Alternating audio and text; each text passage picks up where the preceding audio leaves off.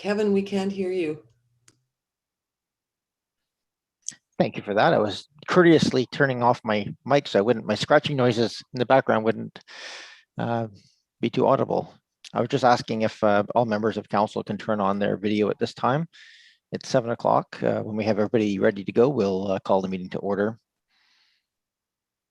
Thank you, Your Worship. We are live. Great, thank you very much. We seem to be missing Councillor Zelka. Is he? I don't see him there, so we'll just give it a minute. Sometimes we have some technical issues with people getting on. It'll be very strange when we get the chance to meet in person again and don't have to ask, is everybody here and can we hear each other in person? I don't know how our whole social order has changed. Go ahead, Ms. Williams. Councillor Zelka is just joining the meeting now. Great, thank you very much.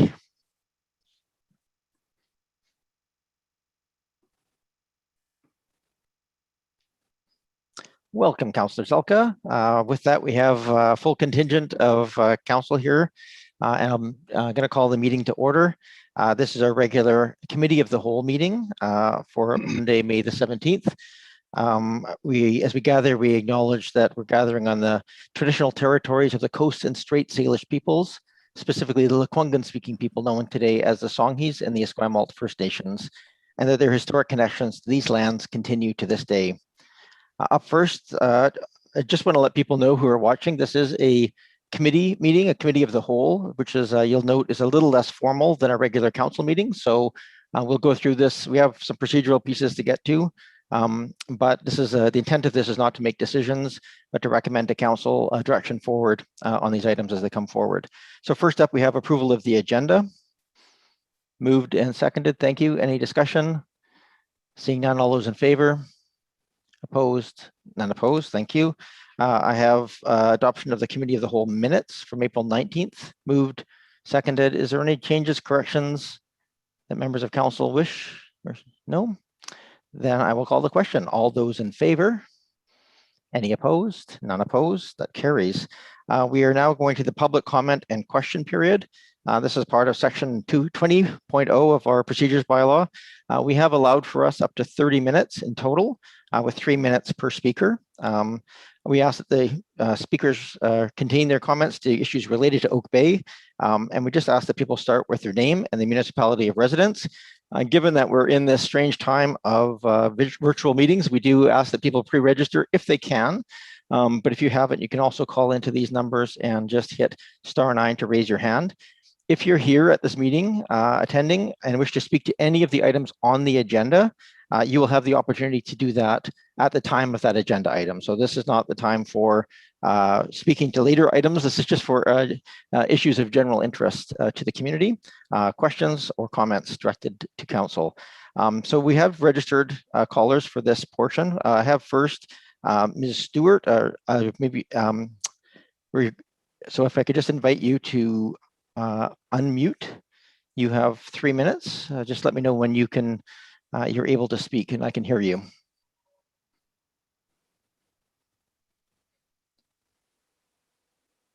Is there a Ms. Stewart here?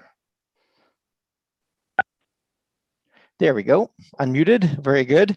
Welcome, Ms. Stewart, and you have 3 minutes. If you just again start with your name and municipality of residence. Thank you, Your Worship. My name is Megan Stewart, and I live in the district of Oak Bay. I am appealing to council today to reconsider allowing dogs on Willows Beach all year round. And I really just wanted to focus on the ways that I think that we can share the beach with other users. So since the 1st of May, I obviously haven't been walking my dog on the beach, but I've been down there every morning pretty much in the early hours around 7 or 8 o'clock, and I've noticed that it's really quite empty, and it would be really nice if we were able to continue to use the beach as dog walkers, because I think that otherwise it's really not being used very much, except for, you know, the odd swimmer or people out, a few people out perhaps doing early morning exercise, but otherwise it's pretty deserted. So that's one proposal that I would like to put to council to reconsider. And the other one is If possible, or if that's not a possibility, to reopen in the early hours of the morning for dog walkers during the summer, is just to consider perhaps having an area reserved for dog walkers or dog users, perhaps from the Camas Trail where it meets Esplanade down to the Cattle Point end of the beach, like they have at Cadbro Bay. So those are just two proposals that I think would be a way for us to share the beach with other users. And I think, since the beginning of the pandemic, we've all found it really a great way to interact with other members of the community and get out and get our exercise and allow our dogs to get the exercise. And it would be really nice to be able to continue to do that. So that's really all I have to say. And I thank you very much for hearing me this evening. Well, thank you very much, Ms. Stewart. I'll go to finish the speakers, and I can probably address a couple of points on there. And obviously, council at any point can change directions of things. I have up next Ms. Kilpatrick. If you can unmute yourself and introduce yourself, I see you there. And unmute yourself and just introduce your name and municipality of residence before you speak, please. Good evening. I'm Christy Kilpatrick. I'm from Oak Bay. Welcome. Thank you. Thanks, Mayor Murdoch. I'm here tonight. I'm going to read because you know me, I can kind of go off on tangents, so I'm just going to stay focused here. I'm here tonight to also ask for more equitable community access to Willows Beach. There's no other place like Willows Beach in our municipality. It's a long and wide stretch of walkable sand. A tight-knit, caring, and tolerant community of people with dogs has formed around it. It's been vital to physical and mental health, especially this second summer of COVID. Currently, the beach is shared by all users 7 months of the year. The other 5 months, Oak Bay residents with dogs are banned. I understand this is the way it's been for at least 25 years, but no one I've talked to, whether councillors or staff or residents, really knows why. If it's because 25 years ago, dog owners didn't pick up after their dogs, we all recognize there's been a huge culture shift that's taken place on that issue since then. Poop bags are now part of the daily toolkit for people with dogs. If it's because the entire waterfront from Sachs Point to 10 Mile Point is in the Victoria Harbour Migratory Bird Sanctuary, that can't be it either. Otherwise, you'd have to clear the beach of people in the same 5 months that dogs are banned. As well, the only birds I see on Willows Beach from May to August are Canadian geese, the same birds, whose eggs are being addled in a campaign on the islands just offshore to reduce their numbers, and who poop their body weight every day on Willows Beach and in the water. The presence of dogs tends to keep the geese off the beach. And perhaps most importantly, after years of observation, as the previous speaker said, it's clear that Willows Beach is virtually empty before 9 a.m., at least 9 a.m. most mornings. The past 2 years of the pandemic have seen recreational opportunities for Oak Bay residents dramatically reduced. And in a community whose strategic priorities include fostering community health and enhancing and promoting quality of life, it seems inconsistent to take opportunities away. What people with dogs, including me, are asking is that on a pilot basis, residents with dogs be given access to at least half of Willows Beach, the north end from Estevan Avenue to Cattle Point, in these 5 months, from 6 to 9 a.m. at a time when virtually nobody else is there. There must be a mechanism that will allow this in such unusual and challenging times. Willows Beach is an amazing community asset, and we're just asking that it be more equitably shared. Thank you. Thank you very much, Ms. Kilpatrick. And I have one more speaker, I believe, wishing to speak to us in this section. We were unable to confirm for sure. That's Ms. McLeish. Is Ms. McLeish here? I see a name saying that. So yes, there we go. If you could just state your name and municipality of residence for the record, and welcome. Thank you. My name is Mary McLeish. I'm also a resident of Oak Bay. And again, would also like to reiterate the importance of having Willows Beach available to us for a little bit longer in the year. Some of us have also discussed the fact of May and June and September are months when kids are still at school. The beach is less utilized during that time. And again, asking for that 6 o'clock to 9 o'clock in the morning time zone when the beach is empty. And again, children wouldn't be out during those months. So that would be something that could be looked at as a possibility. We also we talk about green initiatives and not driving our cars as much, but people who live in Oak Bay now drive to Caddy Bay, that being the only other beach that's available close by to walk their dogs. So if we're looking at minimizing that effect, we're not doing a good job on that. And then I look at the fact that during COVID, we are asked to stay separate and respect that distance, but we've lost the UVic dog park. And for the next 5 months, we have lost Willows. So I was hoping that perhaps this year of all years, we could have a pilot project and see how it goes, to see whether or not the issues that people believe are really issues turn out to be that way. And one last thing, when I had spoken to one of the dog licensing people, he had mentioned that if you go down Bowker and you turn right, that area is accessible to people with their dogs all year round. And yet my understanding from other people is that is a bird sanctuary area. So there seems to be a lot of ambivalence in terms of what the rules are and what people are expected to follow. So that would be my request. I hope it is, along with everybody else's, taken seriously and given consideration, given how much we love our community and how much we choose to live here and be close to the beach so that we can enjoy that time. So thank you for hearing me, and I will mute myself now. Thank you very much, Ms. McLeish, and all the other speakers. Is there anybody else who wishes to address council at this time? That's called in. You can hit *9 to inform. Oh, there's a hand raised with a phone number ending in 619. That has indicated a desire to speak to council. Again, this is for items not on later in the agenda.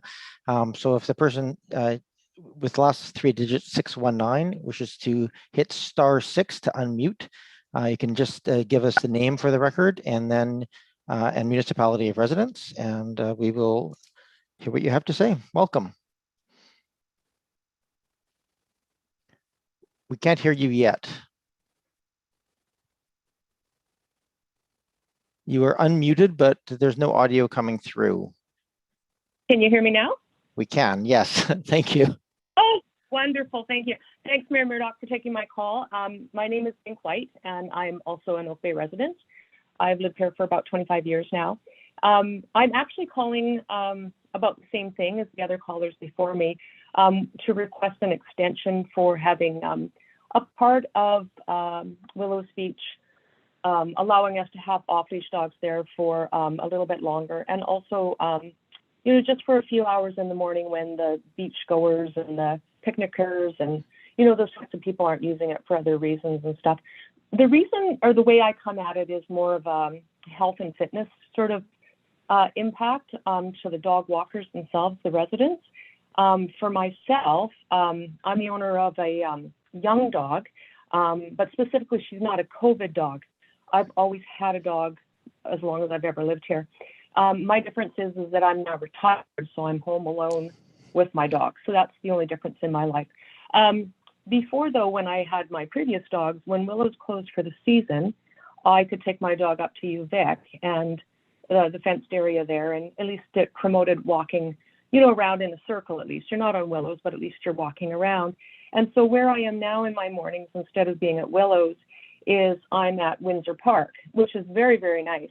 But it's a really different experience because all of the owners stand in the middle of the park to keep the dogs playing, you know, in the center, well away from the roads. There's a pavilion on one side, but then there's the hedge and just roads and on the other side. So the owners of the dogs, you know, me, we're not getting any exercise. And it's kind of interesting because I walk my dog 3 times a day anyways, but because she's young, she definitely needs some playtime. And since your iPhone logs your steps and your kilometers and stuff, and what I've noticed is that since May 1st, I'm now down about 4 kilometers a day, and I'm, you know, working really hard trying to keep that up. But that part where I stand around in the park, as opposed to walking up and down Willows, is affecting me. And all those people that I see there at Windsor Park are the same people that I used to see walking up and down Willows. And, you know, again, it's the off-leash white dog parks are so appreciated. And I do go to McNeil, by the way. I do go to McNeil. It's a bit of a different terrain. One of my walking people can't make that terrain, but it's nice to have that as well. So again, the purpose of my phone call was just really to see if possibly, you know, we could have maybe the Esplanade side of Willows just for a few hours in the mornings, an extension on that. And that was everything. It was just from a sort of a health and fitness and walking point of view, just because I know for me, that's how it affects me. And I know that I think the other people as well. So thank you very much for hearing me out, and have a good evening. Thank you very much, Ms. White. I really, thank you for calling in and speaking with us. Is there anybody else? If you can just hit the lower hand in the thing, that also just helps under the reactions portion of the page there. Thank you for doing that. Is there anybody else who wishes to speak? You can hit *9 to raise your hand if you're calling in by phone, or you can use the reactions and select the raise hand option within the Zoom app if you're using that. I don't see any other hands being raised, so I'm ready to come back to this table. I want to do want to thank the people who called in on this. In this case, all the same topic. I can speak for my dog, who is an avid lover of Willows Beach, that she's very upset with me now that he has come along. And it is a wonderful social and exercise area. It has its constraints, and there's a couple of aspects coming. Council may consider some short-term pieces. There is a larger consultation to look at the municipality as a whole with the facilities available within our municipality and surrounding ones, but that's not coming for another year and a half or so. And we're also really at this point kind of waiting a bit on some upcoming reports from the provincial and federal government in terms of what their regulatory allowances are. But all four speakers have made a very compelling case, and certainly I know there was a lot of work done a few years ago, 4 or 5 years ago, to rejig. One caller spoke to the McNeil Bay to allow full-time off leash there and make some no dog areas for people who wanted to have some space from dogs. So thank you everybody for calling in. And with that, we're going to move to Councillor Ney, you had your hand raised. Yeah, Mr. Mayor, I just I thought there were some very compelling arguments made by some of our residents, and I mean, clearly what's being asked is for something more immediate, not they're not looking forward in the long term. It's like now for some pretty good reasons. I'm just wondering, I mean, to get this on an agenda for reconsideration, what's your suggestion at this point? I know it's not for now because this was, just for public input, but. Yeah, so I think an appropriate way is I don't want to use the term reconsideration. That's not a piece. So there's a bylaw in place that establishes it. So consideration of options on Willows Beach could come back to a future meeting, or perhaps a notice of motion could be given here if you wish to bring something forward to kind of allow that to come forward. Ms. Williams, I'm going to turn to you procedurally. We don't have a new business at committee of the whole. We're not meeting as council. Procedurally, would it be best to bring it back as a notice of motion at the next meeting, or can an intention to bring back something to a future meeting come here, or would it just a general request for information perhaps suffice at this point?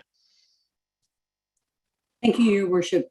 Certainly, if council wished to make a notice of motion, notice would be considered given tonight, and it would be addressed on the next agenda. However, I'm sensing that a motion hasn't been formulated, and so my suggestion would be that council ask staff to bring back whatever that additional information is that you need at a future date. Okay, I'm trying to think of how that would be worded in a way, because I'm not sure we know what we need to know on this particular topic. Perhaps an introduction to the constraints and where we're at in the timelines would be useful, and then from that we could have motions arising from that would probably be helpful. So in that case, it would be a motion for staff to bring back some background on dogs at Willows Beach for council consideration. Would that be sufficient? Yes, your worship. Is that something up to you, Councillor Ney, if you wish to make a motion at this Can I time? do Or that motion right now? you may make that request Okay. for staff. I Oh. believe Ms. Williams, before I get a seconder for that, is procedurally at committee of the whole. Are we okay to make that request for it to come back to a council meeting? I think there should be no problem. His council does give direction at this table to council. You're right, your worship. It would be totally on side for Councillor Ney to make that motion. Okay, so the motion, not to direct any actions here, but be the motion to, just so we're clear, as I to ask staff to bring back information about some background on dogs in Willows Beach. Is that fair? That's the motion, Mr. Mayor. Okay, thank you. Is there a seconder? Seconded. Is there any other discussion on that? Go ahead, Councillor Green, then Councillor Zelka. Okay. Yes, I'm sorry. Thank you, Mayor. I just wanted to ask, what are we looking at as a timeline for this to come back to us? Fair question. Ms. Williams, you probably don't have an exact answer for that. Probably as soon as possible, I'm guessing. Do you have can you commit to a date or not at this point? Your worship. Ms. Varela? Thank you. So certainly a staff report will have to be discussed with the department that's responsible. So again, if I could have the will of council to go away, get those timelines, bring it back, I'll let you know. But it's very hard to commit to a staff report that will likely involve a few departments, as well as potentially a discussion with other levels of government or adjacent municipalities. So it's a complex discussion. So I would hesitate to publicly commit to a date, but staff will do all things reasonable to bring that back in a timely fashion. Thank you, Ms. Varela. Is that satisfactory, Councillor Green? Yes, thank you. I'm just concerned that I know residents have asked for potential trial period. And the other thing that I have asked for, and it's in the offering now, is data. Our last report that was done was in 2012, I believe, on dogs. It was very comprehensive, but some of the data is quite old now, and I've asked for comparative data between I've asked for the number of dog licenses last year at this time, so February 2020, compared with February 2021, just to see if what I suspect is a proliferation in dog ownership over the last year. So those are just a couple of things. So I hope that perhaps the report might address the trial idea as well. I know they will provide the data that I've asked for. Thank you. Sure. Thank you, Councillor Green. I may just leave this a bit in staff's hands, as they there may be a possibility of bringing back sort of a here's the constraints we know of, and do you want us to go and get more detailed information, do more thorough research? We can get that back quickly. I don't. They may be able to capture a fair bit of that information in short order, in which case they'd bring it back. I think what you're asking for is more speed, and then we can give some more clear direction once we have a bit of that information. Is that fair? Yes, but I don't want to overly burden staff in this way. I think there are some, I think there are pieces of information that we need as well. Thank you. Thank you. Councillor Zelka? Thank you, Chair. First question is a procedural question, if I may, through you to staff. If we do make this motion within committee of the whole, are we restricting in any way the response? Does it have to come back to committee of the whole, or can it come back, I would hope, to any meeting, whether it's a committee of the whole or council? Sure. Thank you, Councillor Zelka. Ms. Williams? Thank you, Your Worship. The recommendation, if it's passed tonight, will go to council for consideration of adoption. If council adopts it as it's presented, the staff report can be brought back to any meeting. It doesn't need to be brought back to this body. That's excellent. Thank you very much. And thank you very much to Councillor Ney for bringing forward the motion. Thank you, Councillor Zelka. Is there any other discussion on the motion as it stands? Councillor Appleton? Thank you, Your Worship. Further to the comment by Ms. Varela, the information requested, I'm all for requesting information so that council can conduct an analysis. As Ms. Varela alluded to, this does involve network with senior levels of government with respect to the migratory bird sanctuary. The area is a federally designated migratory bird sanctuary, so any decision making needs to be informed by what considerations would need to be undertaken with respect to that. So I would expect that information, the information requested, would also speak to those things, and I guess that would potentially extend the timeline to receive that information back. Yeah, thank you, Councillor Appleton. I just for the sake of council or of staff's clarity on this, because a request for information can mean a whole lot of different things. I guess it'd be helpful perhaps if the mover could be clear on this one, so we're all understanding the intent of the motion.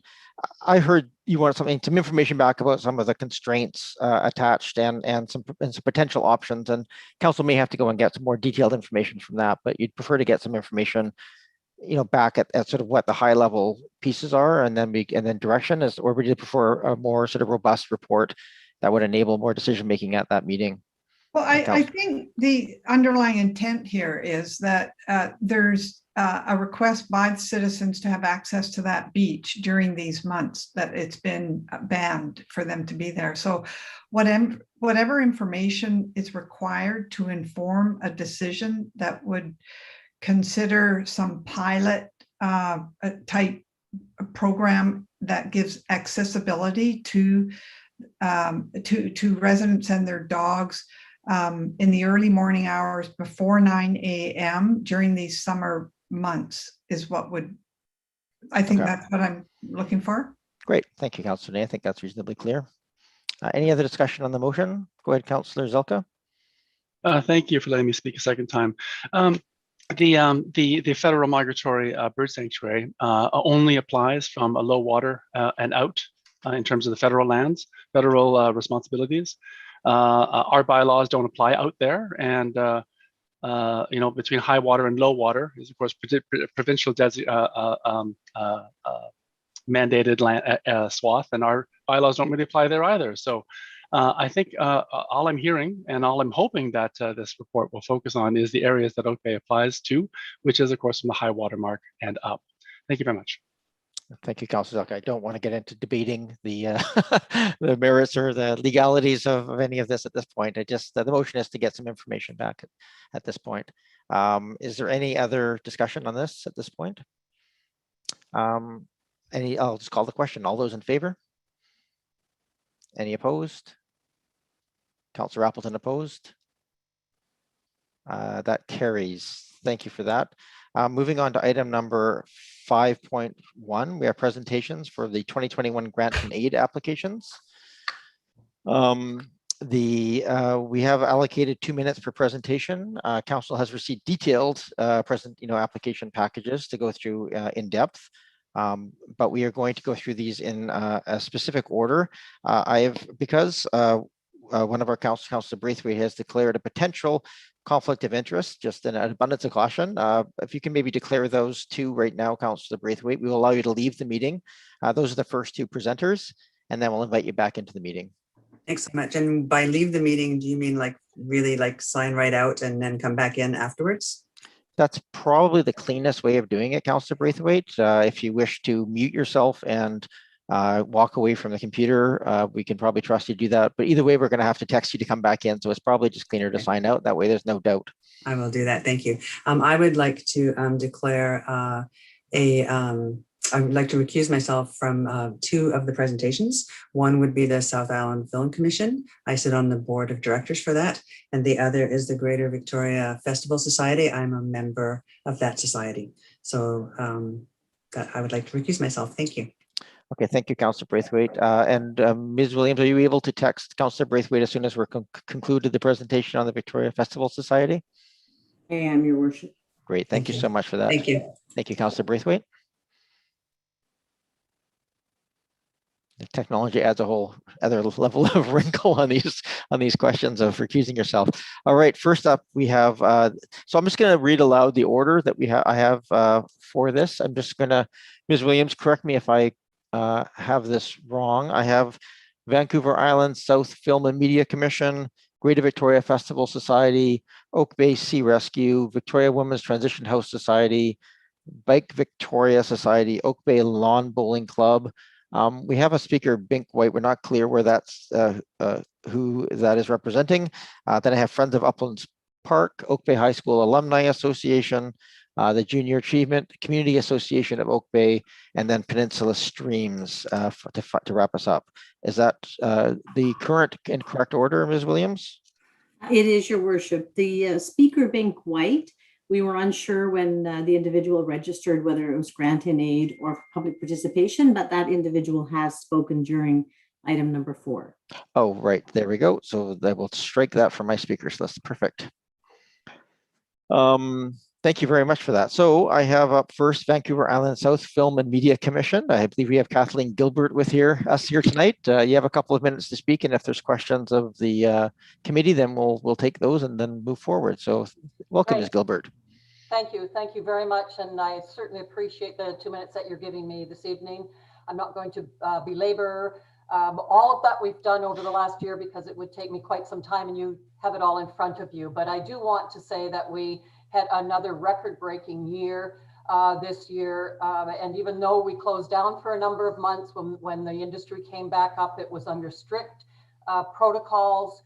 We worked with producers, government agencies, and the unions to create this very safe work environment, and we returned to work in July. We saw a total of 38 productions shoot in the CRD in 2020, resulting in 55 million in direct spend, which of course, as you all know, probably smashed all of our records. I think our biggest record to date was about 20 million in direct spend, so it was more than double.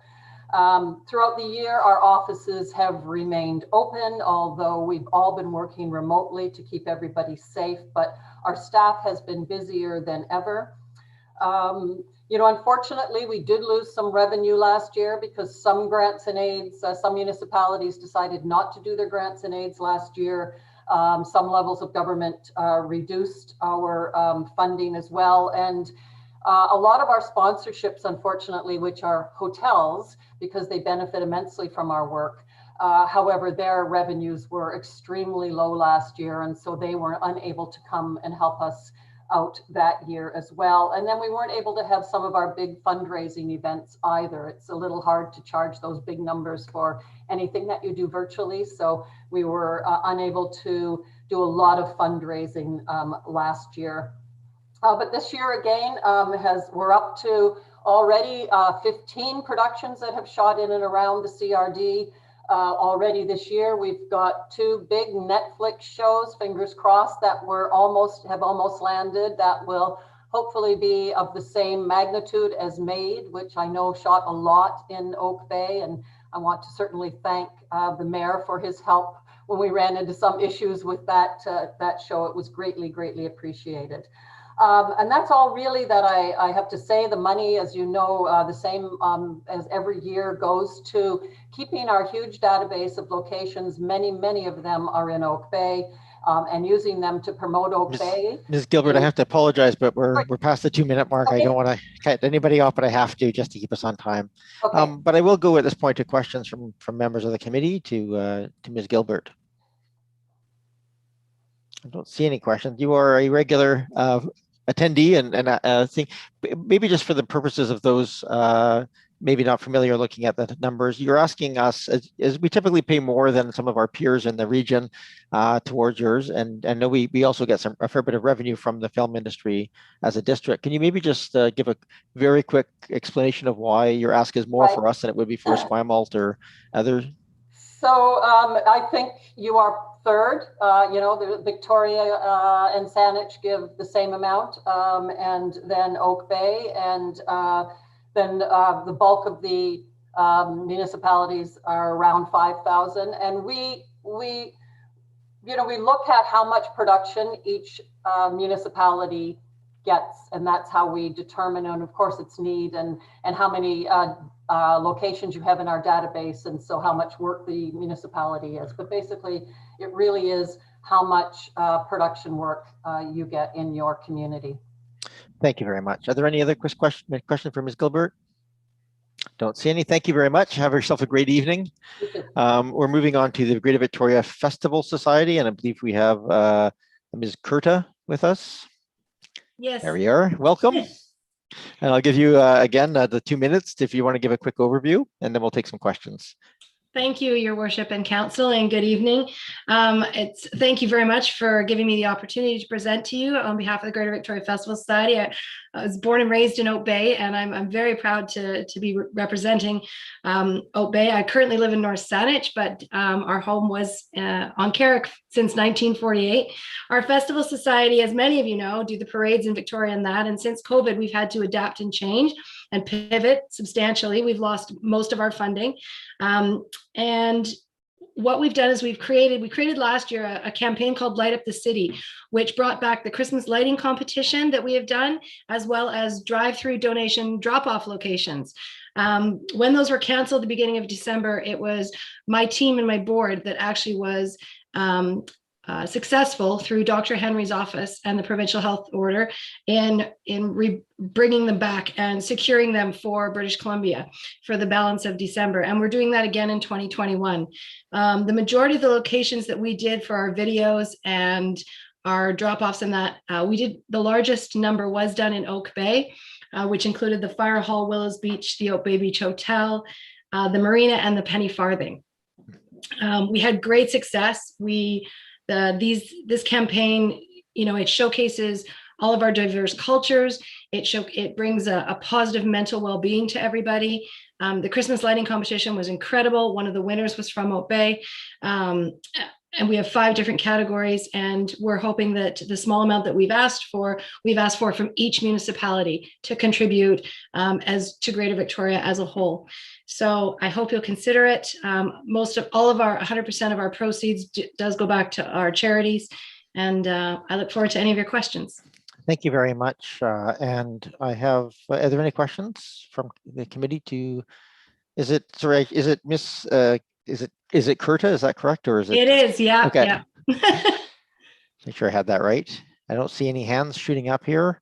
There was some mention in here just about it being more or less just 21 needs a special help to get through this year because of the lack of sponsors. So for our clarification, is the expectation this will become an annual ask, or do you expect this to be dependent on donors going forward and this year going to municipalities for some extra help? Thank you, Your Worship. It's an interesting question because many years ago, we actually had a member from 5 of the councils sit on our board of directors, Oak Bay, Saanich, Esquimalt, Victoria, and I think it was Central Saanich or Souk. And we haven't had that in over 2 decades. So that's something we've considered. And part of the reason they did that is they contributed a portion of their community's money to our events because so many of your locals participate in our events. Right. But currently I am moving forward, believing that this will be a one-time ask. Okay, fair enough. Councillor Ney. Oh, you're muted, Councillor Ney. How many times do I have to say that every now? Thank you, Mr. Mayor. Yeah, and congratulations that you've really done a fine job in sort of pivoting quickly and adapting to last year. So well done on that. I was just curious, are you making an ask to Saanich? I know that you are from Esquimalt and City of Victoria and Oak Bay. Yes, I did make an ask to Saanich at the end of January, and I have not heard back from them. So you're anticipating a no? I'm anticipating a no. Yeah, okay, thank you. That's all. But I'm not counting it out. Okay, thank you. Councillor Green. Yes, thank you, Mayor. And thank you very much, Ms. Kurta, for your application and for your presentation. And I, for one, feel that you do a lot to bring joy to communities at a time when we most need it. So I'm hoping that that your request will be successful. However, as you know, it's a very competitive situation at the moment with grants and aid, but I appreciate so much your presentation and all of the things that you do for our community in particular. Thank you. Thank you so much. All right, thank you, Ms. Kurta. You have yourself a great evening. Thank you very much. All right, moving on to the Oak Bay Sea Rescue, and just a reminder, after that will be Victoria Women's Transition House, Bike Victoria Society, and then Oak Bay Lawn Bowling Club. But first up, Oak Bay Sea Rescue. But before we bring in Mr. Stevenson, I just need to get Councillor Braithwaite back into the room here. Yes, Your Worship. I've sent her a message. She should be Perfect coming timing. right back in. Yeah.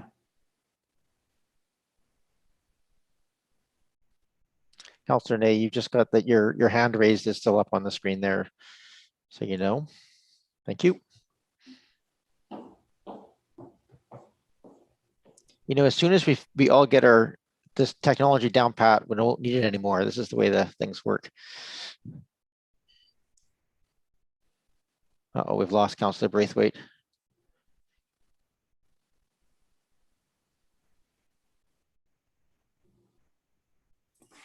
She is back in. Councillor Braithwaite's mic is off. Yeah, I'm here. Sorry. Oh, There okay. you are. Welcome back, Councillor Braithwaite. Thank you. Up next, I have the Oak Bay Sea Rescue, Mr. Stevenson. And are you here? There you are. Welcome, Mr. Yes, Stevenson. thank you, Mayor and Council, and thank you for inviting us to participate this evening. Just very briefly, I think everybody has our application in front of them. I would just add, if I may, that we currently have probably the strongest balance sheet in our 44-year history. And the reason for that is that we've been very actively fundraising in recent years and been successful with BC Gaming, as well as private donors and foundations, raising money towards the purchase of a new rescue vessel for Oak Bay Sea Rescue based at the marina.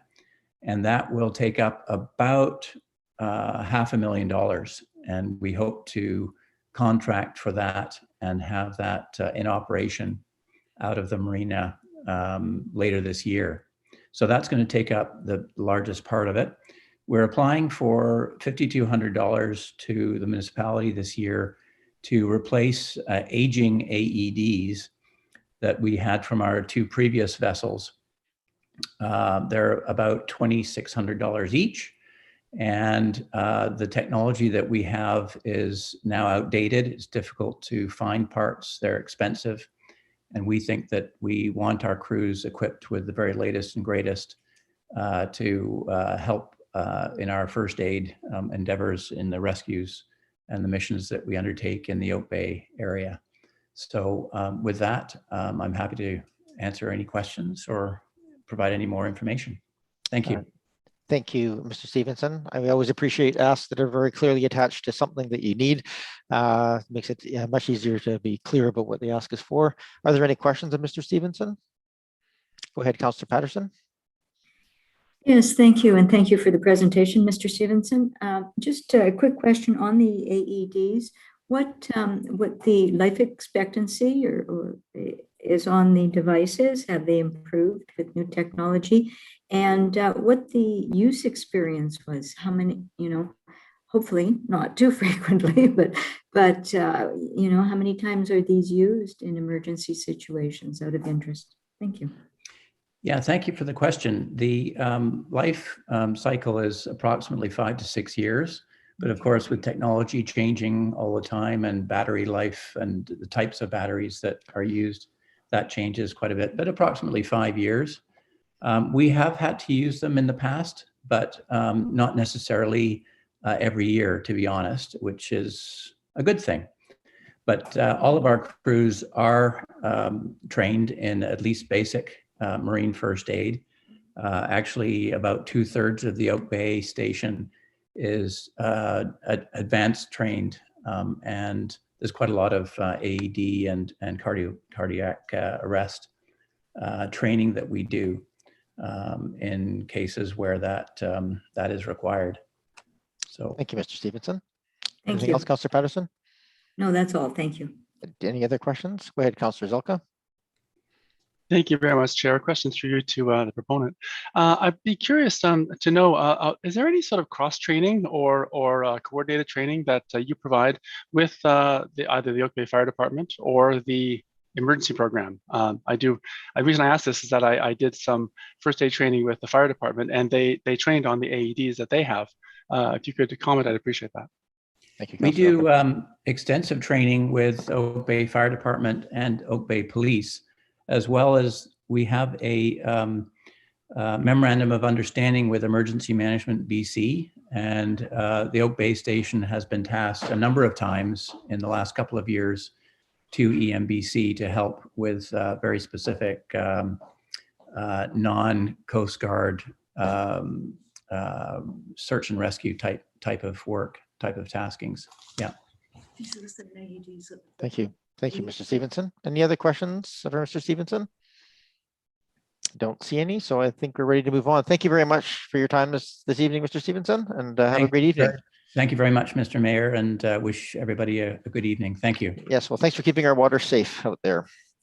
We have Victoria Women's Transition House Society next, then by Victoria Oak Bay Lawn Bowling Club, then Friends of Uplands Park. So up first, Victoria Women's Transition House. I believe we have Ms. Howard is going to be speaking to us, but we also have a Ms. Gross who will also attend and answer questions if necessary. Welcome, Ms. Howard. Thank you, Mr. Mayor. My name is Susan Howard. I work for Victoria Women's Transition House, and I have a prepared statement here. Victoria Women's Transition House has been in operation for over 45 years with a mission to provide emergency shelter, counseling, and support to women of all ages with and without children impacted by domestic violence and abuse. Each year, our organization helps more than 2,500 women and hundreds of children and youth. We operate a 24-hour crisis line and 2 emergency shelters where women in crisis and their children can stay for up to 30 days, and in that time are provided with everything they need: safe accommodation, meals, clothing, hygiene supplies, counseling, and referrals for medical, legal, housing, and financial support.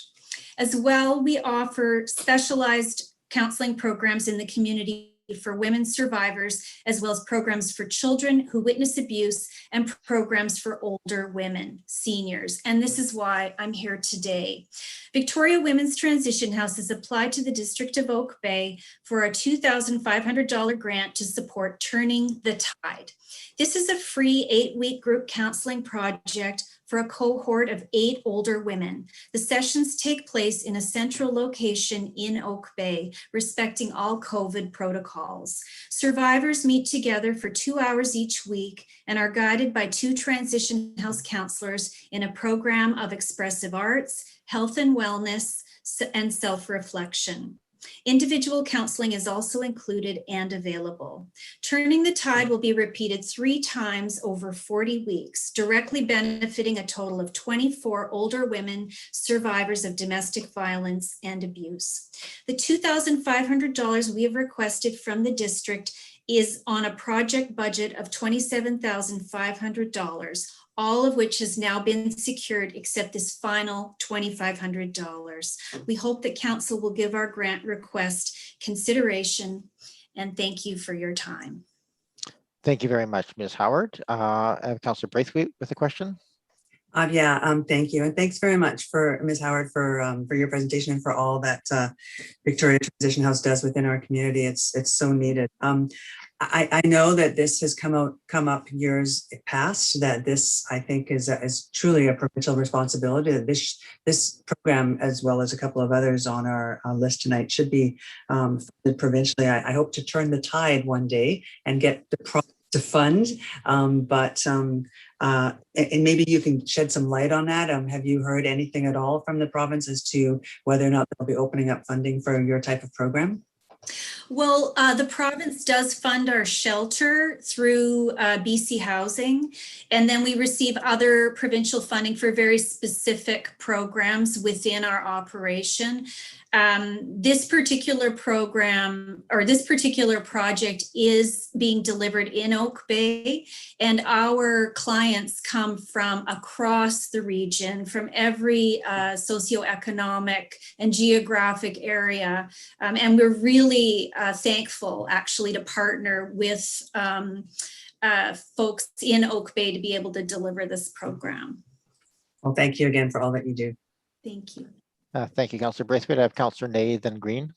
Yeah, again, just reiterate the great work that you guys are doing in our community. Really appreciate it. I'm just wondering if you could help me understand, first of all, the word older women. I'm wondering about the use of that language, actually, but more specifically, I'm wondering if you're confining the program you're prepared to offer to a specific age group and what the basis of that is, given there presumably is a need for women of all ages. And do you have is there a rationale that you could share with us that justifies why you're confining it to a specific age group? Sure. So we do offer programs for women of all ages. We do find that the women, and we define older women. I know it's a little bit different, but it's age 50 and 45 and up, 50 and up. And we do find that the needs of older women who have been in an abusive relationship for typically longer periods of time, that their needs are different than a younger woman. And so this particular program and some of our other programs for our older, or projects for our older women, do acknowledge that, and the support is just a little bit different that the two counselors provide, as opposed to the support for some of our younger survivors. Okay, I appreciate that. I still say that word old, like when I think of a 45-year-old, it's like, that's very young to me. But so if you're calling them older, it feels a bit pejorative in my view, but you're doing the work. It doesn't have a very nice connotation. I think the connotation is a bit, it doesn't really reflect what you're doing, it seems to me. But you've answered my question, and I really appreciate it. It makes good sense to me. Thank you. Thanks, Councillor Ney. Councillor Green. Thank you very much. And thank you, Ms. Howard, very much for being here tonight. I'm well aware of what the Women's Transition House provides, and it's a wonderful service. And I sort of agree with Councillor Ney. It would be nice if we didn't define based on age. Although I am an older woman by your definition. I'm at least 47, so that's, that's an important point. But what I would like to say to you is, I just wondered if you can comment on what you think the percentage of women served from Oak Bay is at the moment. Do you have any numbers or idea around percentages? Just to give us an idea of what the need is in our community. Thank you. I can't, thank you for that question. I can't tell you exactly, Councillor Green. Our services, as I've mentioned, our clients do come from every area of the community and across all the demographics. But I will say that one of the reasons we did bring the program to Oak Bay was that there was a need. So that was self-evident then to you. Okay, thank you very much for that. And again, thank you for all you do for all of us. Thank you. I don't see any other hands up at this point, so I think I'm just going to say thank you very much, Ms. Howard, for your time this evening, and really appreciate you coming and addressing us, both with the overview and to be ready to answer questions. So thank you very much. Have a great evening. Thank you. Thank you, everyone. We're going to move to the Bike Victoria Society, and then we have Oak Bay Lawn Bowling Club, Friends of Uplands Park, and the then Oak Bay High School Alumni Association. So up first, we have, I believe, Mr. Krupper from Oak Bike, or maybe I may have mispronounced that, from Bike Victoria Society. Oh, hi, Mr. Mayor and Council. My name is James Coates. I'm presenting for the Bike to Work Society. Adam asked me to talk today. So thank you to Mayor Murdoch and Council for having me and for your longtime support of Go by Bike Week, which will probably be familiar to most folks as Bike to Work Week, which we operated for 25 years in the capital region. Recognizing that with COVID, we had to make a few changes. We switched it to Go by Bike Week to include family teams, recreational riders, in addition to our usual base of workplace commuters. We piloted that first in the fall in sort of a scaled down COVID event, and now we're bringing it back in exactly 2 weeks from today, May 31st to June 6th. We're bringing the event back to its regular time in the spring. Its purpose is through team building and fun activities to encourage new people to give cycling a try, whether they're doing that now to work, to school through our Bike to School programs, or for recreation. We offer about $15,000 in prizes from a lot of great local businesses as an incentive for people to take part. And that's sort of the model we've operated on since the event began in the 90s. A couple activities we have this year, as I'm sure will not be a surprise to many people, we don't have in-person events. We're unable to host our stations, so we're doing things like neighborhood rides, which are sort of physically distanced bike rides in different neighborhoods around Greater Victoria, which highlight local landmarks and history there, which are designed for families. I just finished the Oak Bay one today, actually. We also have this thing called the Sticker Challenge, where we post stickers at all our local businesses that sponsor us, and encourage people to go on a little scavenger hunt by bike to collect those and support the businesses while they're there. And we're also running our Bike to School Week program this year, which runs concurrently with Go by Bike Week to promote active transportation to schools among students after having taught a lot of courses at those elementary schools. Yeah, so to win prizes, folks can register for the event, and then they log their kilometers, and they can see how many greenhouse gases they've averted, how many kilometers they go, the sort of results of them and their team's efforts, and they can also complete these activities. So as per our event or our grant and aid application, we're seeking $2,500 to support costs around the materials we offer to teams and individuals to encourage them to take part, as well as staff costs in coordinating the event. So thanks very much for allowing me to speak here today. I look forward to any questions. Thank you, Mr. Coates. Are there any questions of Mr. Coates? Go ahead, Councillor Zelka, and then I have Appleton and Braithwaite. Oh, thank you very much, Chair. Thank you for the presentation. I very much appreciate the work that you do and the promotion of this important modality. I wanted to ask, your balance sheet appears to be very healthy, and I was wondering, it's an interesting position to be in as a nonprofit, and with the unfortunate aspect of the pandemics. And then I also see that you were eligible for some federal supports. I was wondering if you could possibly comment on that, and I have to ask, why would you be asking for additional funds with your such a healthy balance sheet? Thank you. Yeah, thanks. As a program coordinator, my focus is limited mostly to event coordination. I can't speak fully on like the finances of our entire organization, but I will say we've had additional costs due to the pandemic that weren't anticipated when we started planning in January.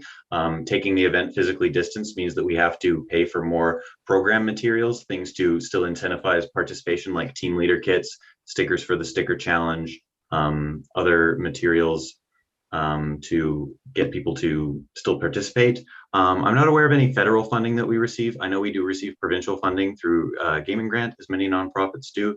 But yeah, we've seen a rise in costs associated with COVID based on these increased materials we have to print. So that can explain our increased ask over previous years. Thank you very much. Thank you. I have Councillor Appleton, Braithwaite, and Patterson. Thank you, Your Worship. I just wanted to take the opportunity, thank you, Mr. Coates, for your presentation. And I just wanted to take the opportunity in sort of a public forum to be able to acknowledge your organization for being able to pivot so strongly. Bike to Work Week obviously is a well-loved and well-appreciated event in the community. I miss it very much. So I just wanted to congratulate you and commend your organization on being able to pivot and provide engaging and fun and innovative events for the community, even in time of COVID. Again, I think one of my colleagues remarked earlier that we need these types of events in order to keep our spirits up. So I appreciate you for supporting that. Thanks. Well, thank you very much. Thank you, Councillor Appleton. Councillor Braithwaite, then Patterson. Thanks. And yeah, thanks for your presentation. I think that Councillor Appleton just wants to challenge me again to get downtown before him in my little smart car. I do have a couple of questions around your profit and loss statement and your organizational budget. I'm a little bit confused because when I look at the profit and loss, it has a bunch of event coordinator salaries that come up to, if you included min in there, around $109,000. And then on your organizational budget, it has, I would assume it must be your position, the executive director, at $55,000. So I'm confused as to how much in your budget actually gets paid to salaries and why is there a discrepancy there? Yeah, I'm the program coordinator. My boss, Adam, would be the executive director, and I believe the other two are my salary as event coordinator. A previous position we had as event coordinator, we used to have 4 full-time staff, and as well as our bike skills coordinator who does similar work to me, just on a different program of bike skills. So we had 4 full-time staff until the beginning of this year, and we also have 2 part-time staff. Okay, so now you have just you or you and your boss? We have 3 full-time staff and 2 part-time staff. Okay, so then does that mean that the salaries will be going up in your next budget or coming down? I'm just sorry. I'm just trying to figure out how much of your budget goes into salaries. So sorry, I'm not sure exactly. Okay, no worries. I understand you're not there. Yeah, no worries. Okay, thank you. Thank you. Go ahead, Councillor Patterson. Thank you, Mayor. And thank you, Mr. Coates, for your presentation. And I thank Councillor Braithwaite for asking those questions because I think they're important for us to understand. But I also, I found your report quite interesting, the Go by Bike Week report, because I couldn't help but notice that the participant demographics are generally, I guess I had expected they might have been younger, but they're a little more mature.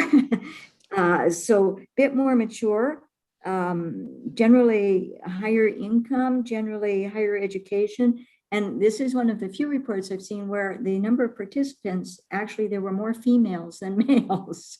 So, you know, I tend to think that that's a very positive thing because, you know, I noticed in reading a lot of this that many of the people that are engaged in the programs are doing it to gain confidence in cycling. So that I thought it was a very positive aspect. And although Oak Bay participation compared to other areas of the CRD is perhaps not as major as a couple of them, it still is actually a relatively healthy participation level by our residents. So thank you very much for the report and the information, and perhaps in the interim we can receive something a little more conclusive on the financial end of things too. But thank you very much for the report. Thank you, Councillor Patterson. Are there any other questions of Mr. Coates? I do not see any, so I'm going to move on to the next presenter. Thank you very much, Mr. Coates. Have yourself a great evening. Thanks, everyone. Up next, we have Oak Bay Lawn Bowling Club, Mr. Hirsch, but I just want to remind people afterwards, the Uplands Park, Friends of Uplands Park Society follows, then Oak Bay High School Alumni Association, Junior Achievement, Community Association of Oak Bay, and then Peninsula Streams. So welcome, Mr. Hirsch. I see you on the screen. First of all, my name is Barry Hirsch. I'm the president of the Oak Bay Lawn Bowling Club, and based on the last presentation, I just want to point out it's a non-paying position. First, I want to thank the District of Oak Bay and the Council in supporting our club over many years. We've made a lot of people, especially a lot of seniors, very happy, as the club can be a very important part of many people's lives. Due to COVID-19, we have less members, lower revenues, but we still have the same fixed operating costs. For example, we have the fixed greens maintenance costs of approximately $30,000 annually, but our total membership revenue for this year is less than the $30,000. The $5,000 grant request is aimed at reducing our club's energy consumption. These funds will go towards replacing 2 gas-guzzling, noisy lawnmowers with electric ones, which will please the neighborhood, replacing 2 of our 20 to 25-year-old refrigerators, and also replacing our energy inefficient ceiling light fixtures in our 4 washrooms. Now, irrespective of your decision today, we'd like to invite all the council members to try out lawn bowling and our new sport, croquet, at our club after COVID-19 is controlled. Many of you may think that you're not old enough to enjoy lawn bowling and croquet, don't realizing how challenging these sports can be. I only wish I had tried out lawn bowling when I was in my 40s, as I would have become as addicted to it as I am now. Our club sincerely hopes you'll be able to approve our grant request. My 2 minutes are just about up. Thanks for taking the time to listen to me. Thank you, Mr. Hirsch. I appreciate you staying on time and giving us a chance. If there's any questions, we can ask them. Are there any questions? I have Councillor Zelka. Go ahead. Thank you very much, Chair, and thank you for the presentation from the proponent. I very much appreciate and pleased to see that the lawn bowling aspect is diversifying into croquet. Have you considered diversifying into pickleball? Well, we have pickleball is already next door to us because we hear the clacking all the time. It's just on the opposite side of the children's park in Carnarvon Park. So I was just hoping there was some way that that you could help us with our struggles in this area. It's hard to get jokes through Zoom, unfortunately. Yeah. Thank you very much. Thank you, Councillor Zelka. Skydiving though, but go ahead, Councillor Braithwaite. Thanks. I just wanted to clarify, Mr. Hirsch. I thought I heard you in your opening say that you're looking for a grant of $5,000, but I believe it says $6,100 in your application. I thought it was exact same thing as last year with the 5,000, but it could be that we requested up to 6,100 because we anticipated the cost could go above the 5,000. But we're aiming, to be quite honest with you, we're aiming at 5,000. That's what we're hoping to do. Okay, thank you. Thank you, Councillor Zelka. Your hand is still up. Did you wish to? No. Okay, we're. I think that's probably all the questions. Just for our clarification, maybe you could just some of these things are improvements, as you say, to efficiencies, the fans, the lights. Well, I guess they all are efficiency, but some are more used by the benefits to the community than others in terms of the pieces. Can you share when and how the public can access the Lawn Bowling Club? Well, we have the website, the Oak Bay Lawn Bowling Club, and all the messages go to our secretary directly when anyone inquires. Surprisingly, we're getting quite a few new members this year, which we didn't expect. And but we have a special first-year membership rate of $150. So that's for a family of 4. So we're not getting in much revenue, but we're getting in potentially more members in future years. All right, thank you. Councillor Patterson? Yes, thank you, Mayor, and thank you for your presentation, Mr. Hirsch. And I just, I should add that it's not lawn bowling. It's not necessarily, don't wait until you're older to join it. I think it's also talent related that limits some of us to the lawn bowling aspect. But my question, you spoke about the energy saving of the new equipment. For the equipment that is listed, is the equipment generally at the end of its useful life then, as well as being not very energy friendly? Yes, yeah, all of the equipment, the gas lawnmowers are older, the fridges, nowadays they say that fridges can last indefinitely, but they're all of the ones we have are 20 to 25 years old, except for one new one that you helped purchase last year.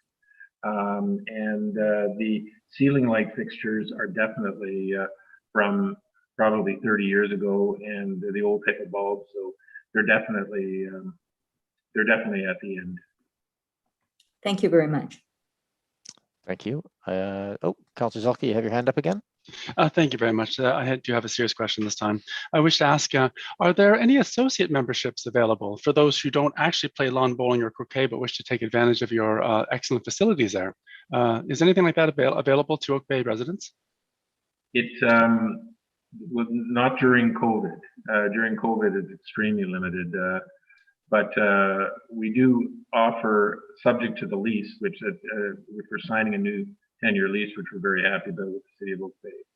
But there are limitations that the lease indicates that any renting of one of our buildings, like for a small wedding or small parties, that has to be subject to insurance limitations that the city imposes on us, which is understandable. So no, it really is limited to to outdoor lawn bowling and outdoor croquet. But we also have the indoor short mat bowling and darts and card games during the winter months because we have the 2 indoor buildings. Good, thank you. Thank you very much. I think no more hands up. So thank you very much, Mr. Hirsch, for coming and joining us tonight and for answering all the questions. And I hope you have a great evening. Thank you. Thank you. We have up next Friends of Uplands Park Society with Ms. Lidke. Following that, Oak Bay High Alumni Association, Junior Achievement, Community Association, and Peninsula Streams. So up next, Ms. Lidke, welcome. Hi, Kevin. Thank you very much for having me. Sorry. Thank you very much for having me on your Zoom program tonight. I'd like to say thank you so much for all the years of support that you have given Friends of Uplands Park, and also for the Oak Bay Parks and all the support that they have given. In 2020, we had a very challenging year. Probably Uplands Park was the most challenged park in all of Oak Bay. We dealt with a lot of them, and we still had 103 events planned during that time. All of our public programs, education programs had to be canceled, of course, but we ended up having more restoration. So we had 56 school program restorations and 47 public reservation events. And we had over 2,500 volunteer hours of weed removal and native plant species being planted by students and by volunteers in all the parks in Oak Bay and natural areas in Oak Bay. We have always been very, very reasonable and wise about purchasing things over the years, and we certainly plan to do that. In fact, we've already spent the budget on our tools and equipment because we are working with a limited number of schools because of COVID protocol, anxiety, and everything. And we are getting very large groups because 2 classes or 3 classes will come together. So we need to have more tools. We are also supporting all of the other people that are working in other areas as part of our mandate now. So we are providing tools and equipment for areas in Anderson Hill, Boker Creek, Kitty Islet, and so on. So that has really meant that we needed more tools, especially gloves. I've washed so many gloves this year. We're hoping that in the fall, we will be able to have more programs and possibly some educational programs, not just restoration ones. So the Uplands Park visitors have increased amazingly. All you have to do is go down and look at the parking lot at Cattle Point, and cars are parked over the entire roadway, parking lot, in the trailer space, everywhere. This has presented a lot of challenges. Ms. Lidke, that's our 2 minutes allocation here. If I could just ask you to, I don't want to cut you off. Yep. We do really appreciate this. Yep. I think anybody who's watching should go and look at your application and just see the amazing amount of work that gets done. So okay, good. Okay. We would really appreciate some help with that area. Cattle Point is used to be an area where all the spaces between the rocks had wildflowers in them and rare plants. And that is not the case right now. What you're looking at when you go in there, because people don't know, it's an educational thing. People don't know that the camas is a wildflower. They think it's grass and they just run right through it, okay? And so now we've got these bare spots and sort of gravel, and it's starting to look like Clover Point, which also used to be a beautiful Gary Oak meadow when I was a kid. Thank you, Ms. Lidke. So, I'm gonna go to questions now, just in the interest of moving things. One thing then. So go ahead. what we would like help with is to create an ambassador program of volunteers that could be trained to go and teach people about the ecology of the area. And Friends of Uplands Park would love to help you with that. Okay. Fantastic. Thank you, Mrs. Lidke. My apologies, but we have a lot to get through in one evening, so we just try and keep the comments short and and we allow questions. Councillor Braithwaite and Patterson.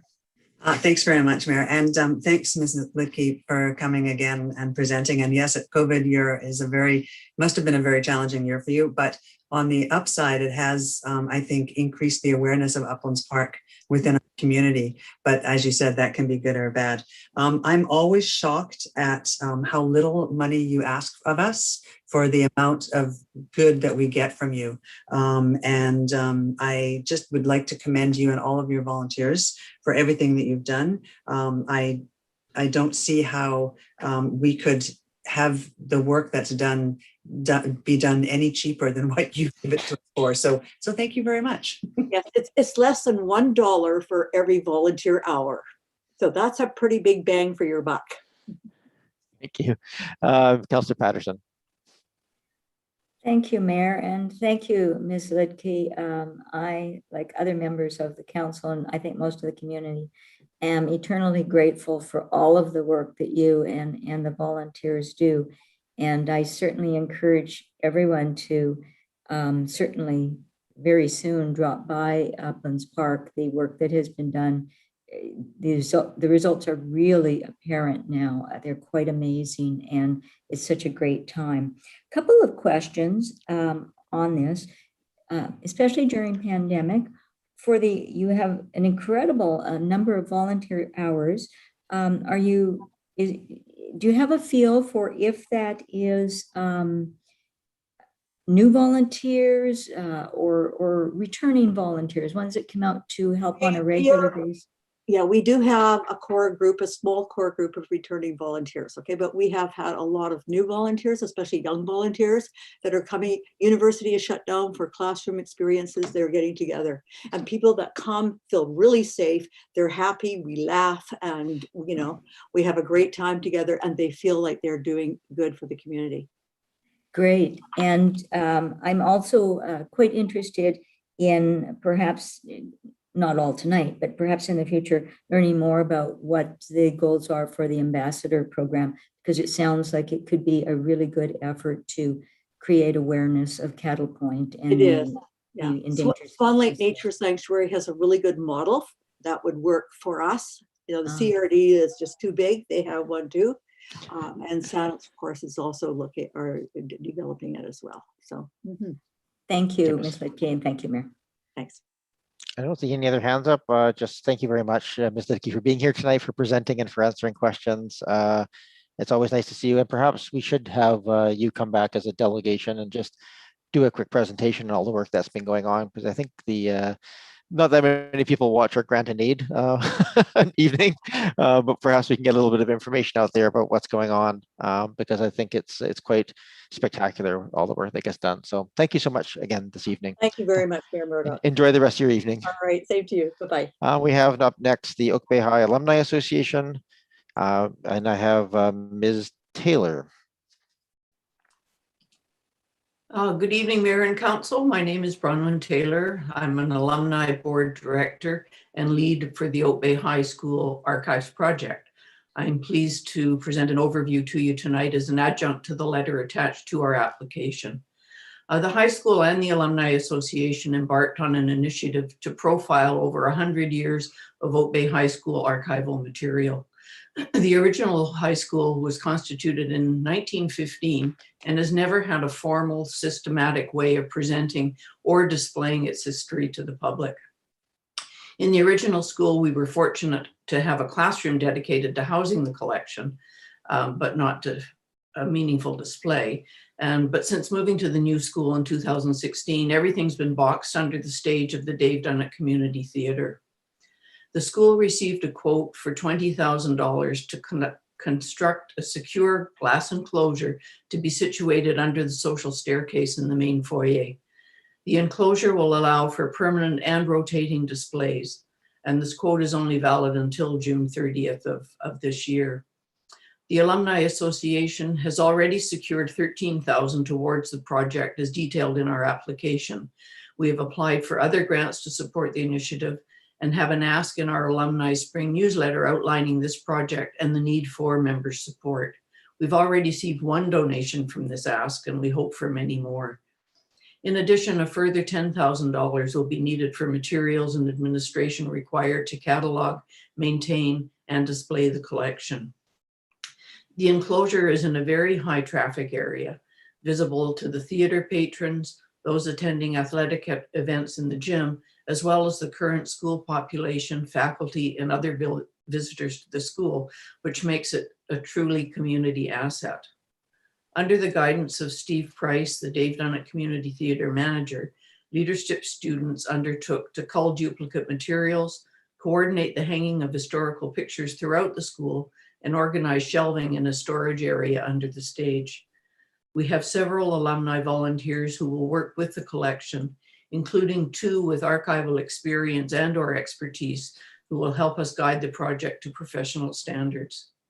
Thank you for the opportunity to address you this evening and for considering our request. I would welcome any questions you may have that might help you make your decision. Thank you. Thank you very much, Ms. Taylor. It's nice to see you. Your presentation was exactly 2 minutes, as I'm not surprised. You're always very, very precise. Are there any questions of Ms. Taylor at this time? I don't think so. It's a very clear ask in this case, Ms. Taylor. So thank you very much for that. I do not see any questions, so I think we're ready to go. I just want to wish you the best of luck. I think it's a much needed project. That school has a lot of history that doesn't get a chance to be showcased. So all the best. And as an alumnus, and yes, I have to.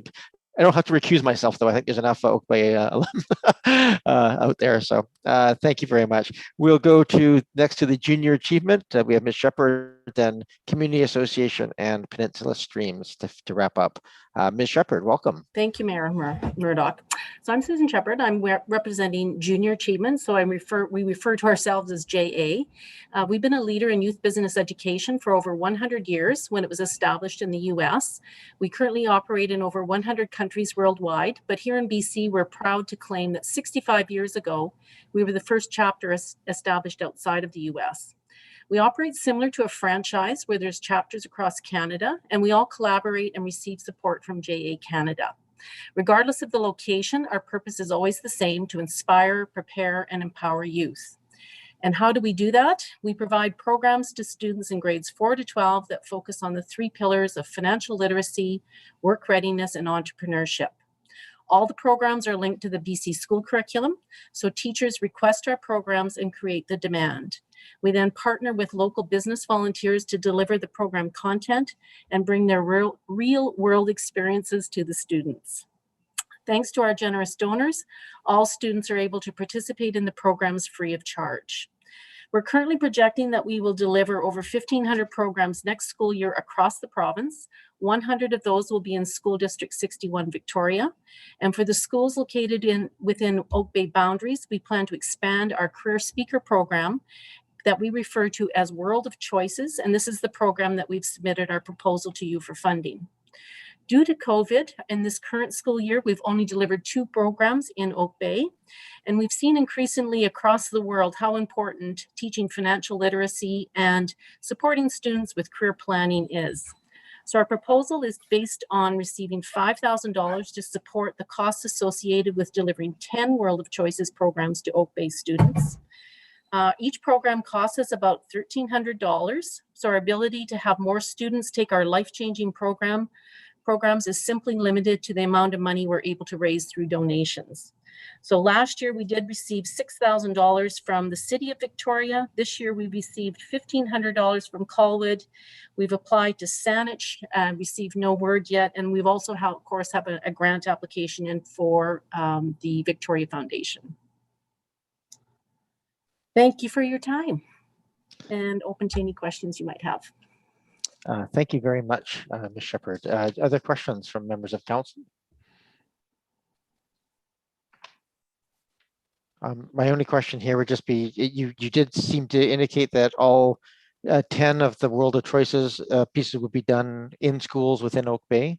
That's correct, yes. So I believe we have 7 schools in Oak Bay that we traditionally do deliver in. Oak Bay Secondary, of course, being the largest number of programs that we typically do deliver. But again, with COVID, the programs have really dropped off because of that.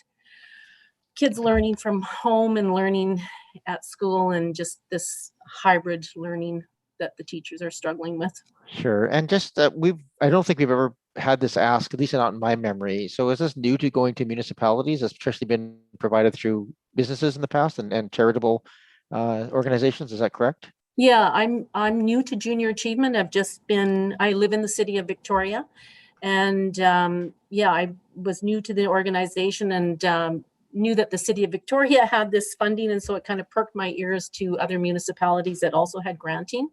Great. So typically our sponsors or our donors are banks and community foundations. So this is just another avenue we're exploring in terms of supporting students and businesses getting the right talent coming out of school. Great. Thank you very much. And I don't Thank see you. any other hand. Excuse me, I lost my voice there. I don't see any other hands up at this point, so I will let you go. Have a great evening. Appreciate Thank you you so coming out much. tonight to answer questions and present. Appreciate the We invitation. have, yeah, thank you. Up next, we have the Community Association of Oak Bay and then Peninsula Streams. So I believe we have Mr. Nichols speaking to us from the Community Association of Oak Bay. And are you here, Mr. Nichols? There you are. Welcome. And yeah, you have 2 minutes we have your information, but go ahead and present. Okay, great. Thank you. Good evening, Mayor and Councillors. Greetings from the Community Association serving our community since 2008. My name is Chris Nichols. I'm the president of the Community Association. Thank you for this opportunity to speak to the association's great request. I know you are all too aware that this past year has required that businesses was not as normal. 2020 was a challenging year for many in our community. Many public events and activities had to be canceled. For the Community Association, this included our popular Oak Bay Walks, Jane's Walks, Oak Bay Talks, and participation in the night markets and Boulder Creek Brush Up. We invited local residents to share their images of these COVID challenges through our current Oak Bay Snaps Back promotion in partnership with Oak Bay News. We did manage to hold our third successful community volunteer fair in February, 2 group events providing 54 volunteer hours to restore natural areas around Kitty Island, and a well-intended virtual Oak Bay talk on homelessness in December in partnership with the Greater Victoria Acting Together. Other events that we had planned and promoted, such as the Bike Skills for Kids classes, had to be canceled due to changing public health restrictions. We raised $10,000 for the Fenwick Lansdowne Tribute, a gift to the community installed this March at Queen's Park to a great public appreciation. We donated 4 bike repair stations valued over $4,000 to Oak Bay Parks and Recreation Centers. We are now 1/3 of our way to our goal of raising $25,000 for a much needed parking shelter for bikes and strollers at Windsor Park. That's a pretty fair return on Council's past support for our association. Things are looking up for 2021 with good prospects for resuming public gatherings later in the year. Immediately, we are planning in June to have our AGM virtually, of course, and we have invited Chief Ron Sam to speak to the Marine Trail Initiative, and the community is invited as with all our events. We are planning walks and talks, events, activities, community partners on themes, ecology, restoration, promoting safe walking and cycling, truth, respect, and reconciliation with Indigenous people. Thank you for your continued support for our efforts to promote a sense of community here in Oak Bay. Thank you, Mr. Nichols. Are there questions of council for Mr. Nichols? They all popped up at once. There we go. Go ahead, Councillor Patterson, then Councillor Braithwaite. Yes, thank you, Mayor, and thank you, Mr. Nichols, for your presentation, and thank you for the work that the Community Association of Oak Bay does in the community. I, in fact, missed some of those evening walks that I met so many of my fellow residents on, and some from other neighborhoods too. So, yeah, during this time of pandemic, there's a lot of things that we are missing, and hopefully we'll get back to them. A couple of things I was wondering if you could touch on the number of members that presently participate with KOP, and also in the financial report it does talk about the reserve funds, and you touched briefly on the Fenwick Lansdowne Tribute. So am I then to take from that the reserve funds that were in the report, those monies have now been expanded? Thank you. Okay. Councillor Patterson. Thank you. Through you, Mr. Mayor. In terms of 2019, and our paid local membership that we had was 131. And as most volunteer organizations, as most members sign up and renew at our public events, membership revenue was much reduced due to restrictions in 2020 because we weren't able to do them. We held them virtually. In terms of our reserve or what we have in our account now, and every year we've done this in terms of, it's very important, as anyone would know. I mean, the district does it, businesses do it, households do it, in terms of having contingency. And we've always had a contingency in our funds. Should, there be a shortcoming, or maybe there's an event coming up that we really want to participate and we really think the community should be involved, and we don't want to have to go and ask for money. We have the money that we can actually go and do that. So that's why we have that money in our fund.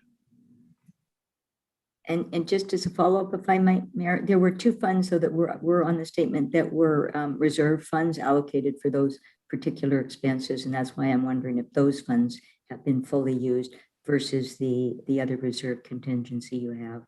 Oh, okay. The I just want to make sure I got this right. We had okay, 1 second.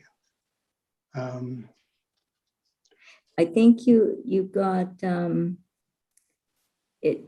it said that at the end of 2019 you had 9774 that was established for the Bannock Lansdowne tribute. Yes. So those kinds of money would be fully expended because it was $10,000 for that. Excellent. So that was gone. Yes. Okay, thank you. Okay. Thank you. Go ahead, Councilor Braithwaite. Thanks so much, Mayor. And Councillor Patterson actually asked a couple of the questions that I had. So going on the membership again, I did notice that in your financials, it said that you had $175 from membership fees from last year, but this year you're looking at $1,000. So that's a big difference between 175 and 1,000. So are you expecting that many more members coming forward? And if you have 131 members, currently, what's the membership dues actually for the association? It's $10 a year. $10. Okay. That's what we have, and we're hoping that as many businesses or associations or volunteer organizations, we're hoping that in 2021 things are going to change, and that we'll be able to hold more events and be able to bring people in, and that's generally where we raise our funds and get our membership from. So the 175 from last year is, it couldn't be, if you have 131 members, that couldn't be $10 a person, could it? For that was in 2019, we had 131. Yeah, sorry, I just have to pull it up on my screen here. Okay. Probably.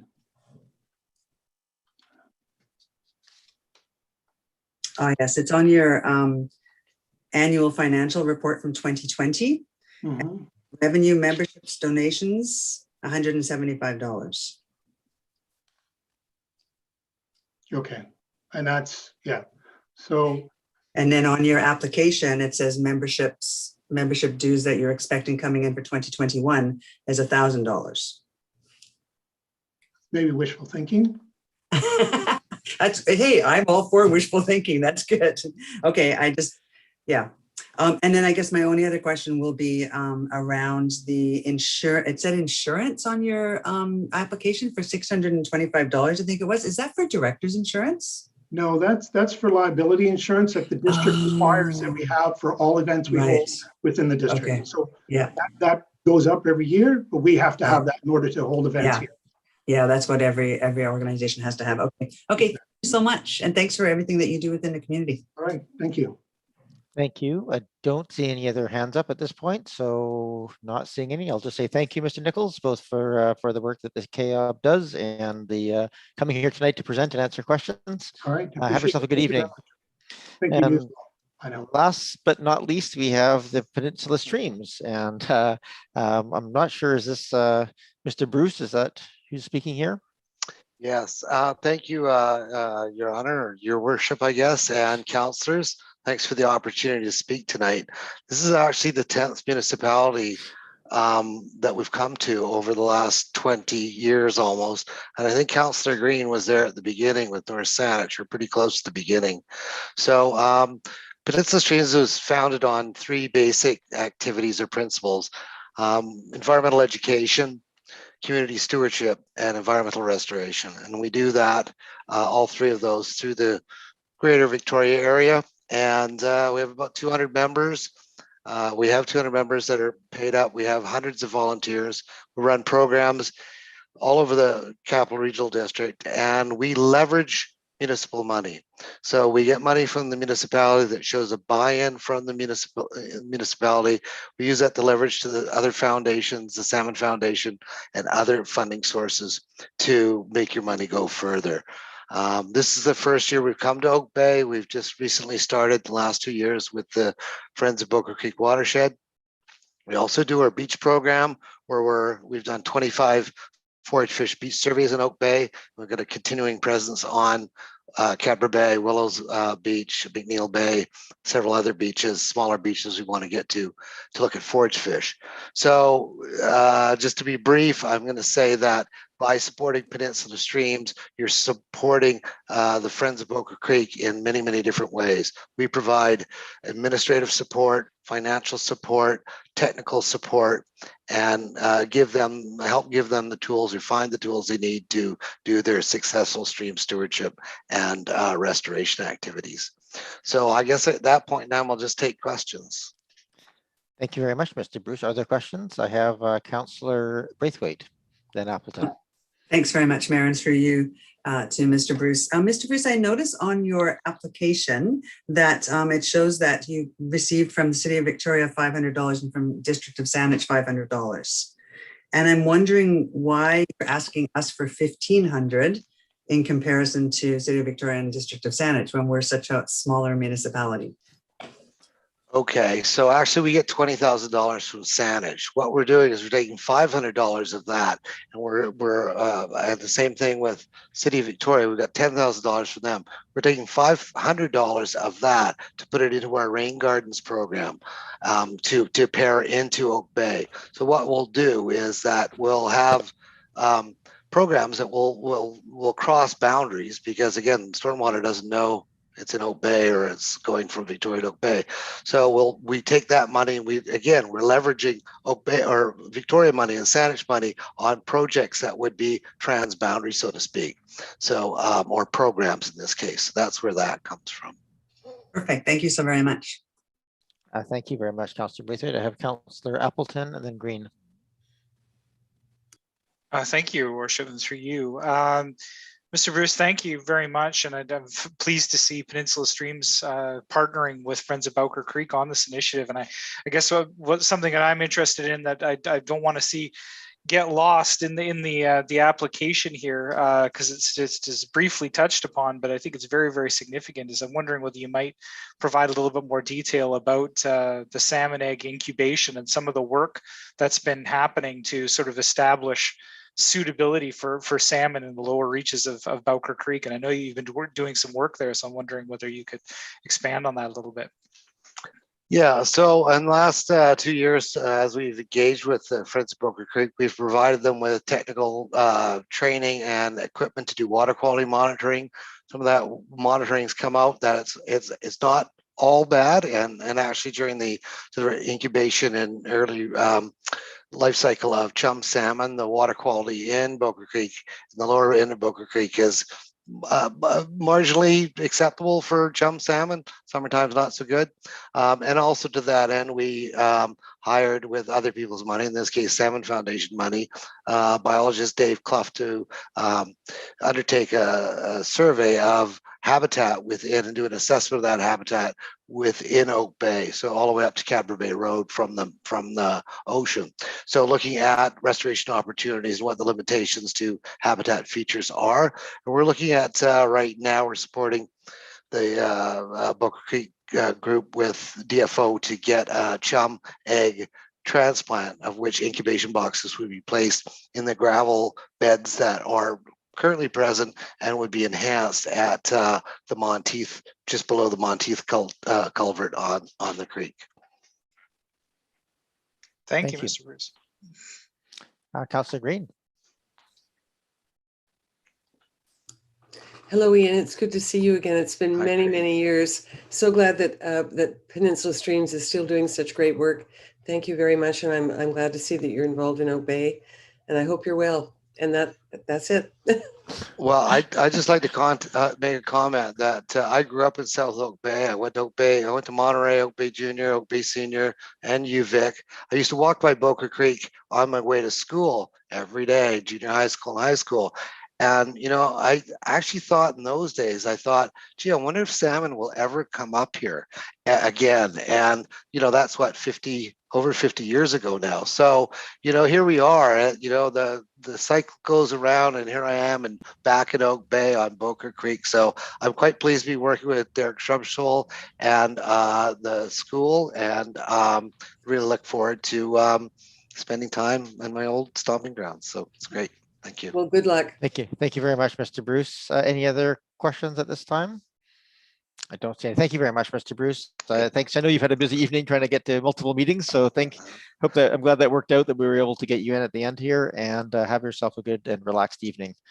Thank you very much. Thank you. All right. Thank you, Councillors, and bye, Green. And we will move on to the to Mayor and Council verbal reports. So this is just a chance for Council to share with each other, or some of the goings on some of the other committees, commissions, bodies that they might be sitting on that might be of interest to other members of Council. So with his hands up, so I'll go to those hands, but I'll probably just ask everybody if they wish to speak to throw up your hand. Go ahead, Councillor Nathan and Councillor Green. Thank you, Mayor. Yeah, just thought I'd give a quick update on the last meeting at the South Island Prosperity Project that I'm liaison to. And I forwarded Council a sort of meeting update for your information, just to sort of compile all the information from each meeting is what we've decided to do. So just to bring a couple things quickly to your attention, there's a couple of upcoming events with some terrific speakers, one by Dr. Miles Druckmann on May 20th on global health security, another one by a chief economist at CIBC, Avery Senfeld, on June 17th. And if you're interested in them at all, do show up. You can just sign up through the SIP webpage. Also, the SIP has their 3-year strategic plan. You can thumb through that. It's at the end of the newsletter that I forwarded to you, Council. And for the public, if you're interested at all, that can be found on their webpage. And then finally, there's some board recruitment going on. I just bring to your attention that they've taken up the 2030 challenge, looking to aspire to diversity and gender quotas on the board, a challenge that's come out from the Government of Canada, business and advocacy groups.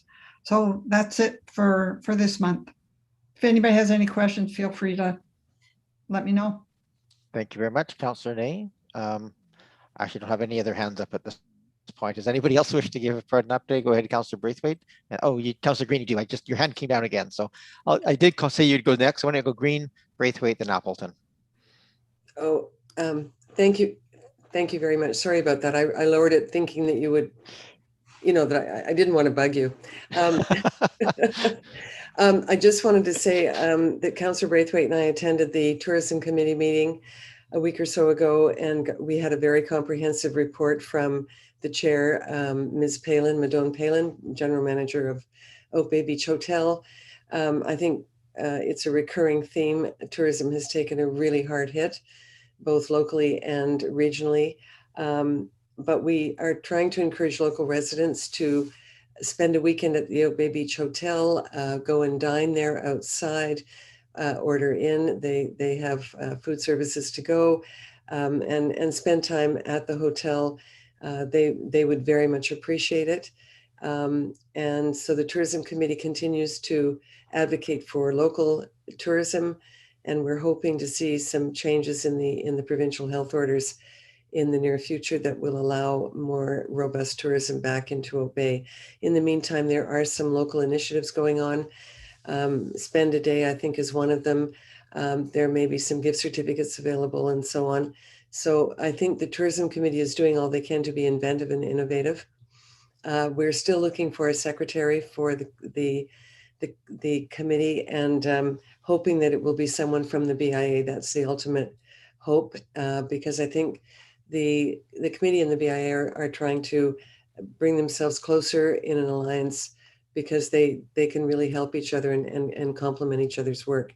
The other committee I attended was the Arts Committee, CRD, and James Lamb, who has been an institution there for decades, I think, is leaving the CRD. I think he's retiring, so there will be changes there in staffing.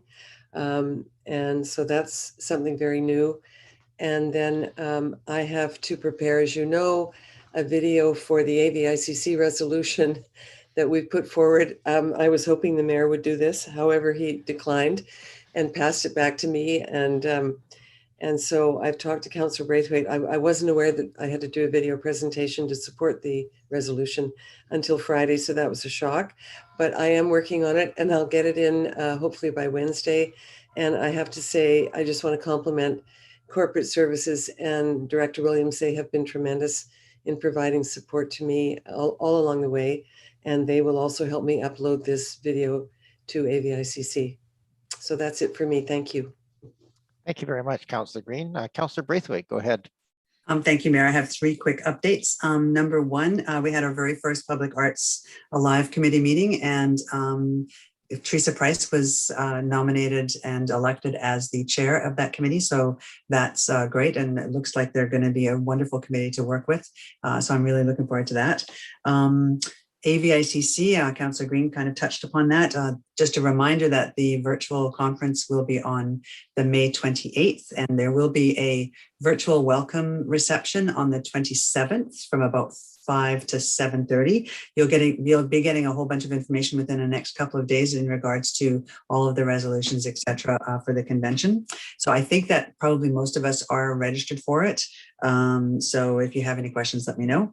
And lastly, we have being able to secure a date for the Yes Awards through that. We had to get permission from the Health Authority because, of course, we're not allowed to do anything during COVID. So we do have permission to hold a kind of awards outside, and it'll be very, very well orchestrated and totally physically distanced, and it will be on June 3rd. I'm sorry that Council will not be able to attend because we are limited in a number of people that we can have there, and of course we want the family to be able to be there with their recipients. So that's the most important, is to have those people there. And a big thank you to Caroline Lawrence from our Oak Bay Recreation Department in all the help that she's given for those awards, and of course to Councillor Appleton. Thank you. Thank you, Councillor Braithwaite. Councillor Appleton. Thank you, Your Worship. Councillor Braithwaite is giving me credit for something that I do not deserve credit for. And as usual, it's Councillor Braithwaite doing all the heavy lifting. So thank you, Councillor Braithwaite. Glad that we don't have to miss out on those awards in the community this year. It's just such again, a very bright spot in a not very fantastic year in terms of community events. So that's really, really great. Just a quick update from a couple of roles that I played this past week was the Heritage Foundation meeting, and there are some there are some exciting projects incipient that I'm not sure are ready to be disclosed yet. They're not in camera, but I think they're in play.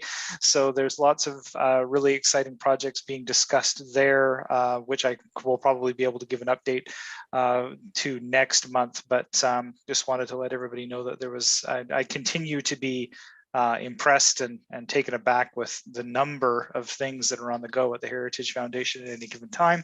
So that's really great. And then on the library board side of things, it's been an exceptionally busy month. Myself continuing to chair the strategic planning working group underneath the Policy and Planning Committee, concluding the process of developing this 2-year strategic bridging plan for the library board, and it's been a challenging process, very time limited, trying to incorporate new best practice. I think that there is a lot of learning and a lot of information that I think is applicable to strategic planning, even for the district, actually.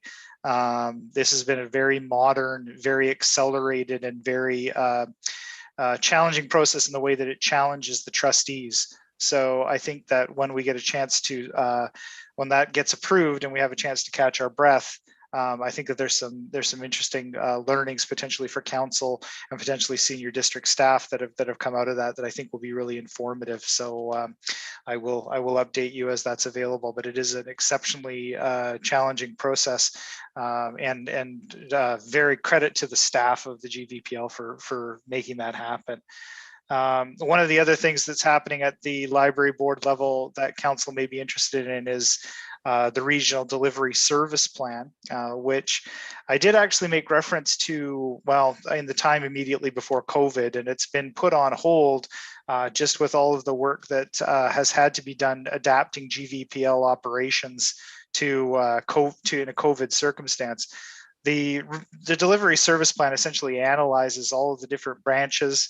There's a separate standalone one for the main branch downtown, but it essentially analyzes the service level at different branches and really gives the board an idea of what will be needed in the future for future facilities, future operations, those types of things. So there's a clear linkage there between what types of upgrades or facilities considerations the district would have to make for our branch. Oak Bay is fortunate to have a branch which is under obviously municipal jurisdiction in terms of the building.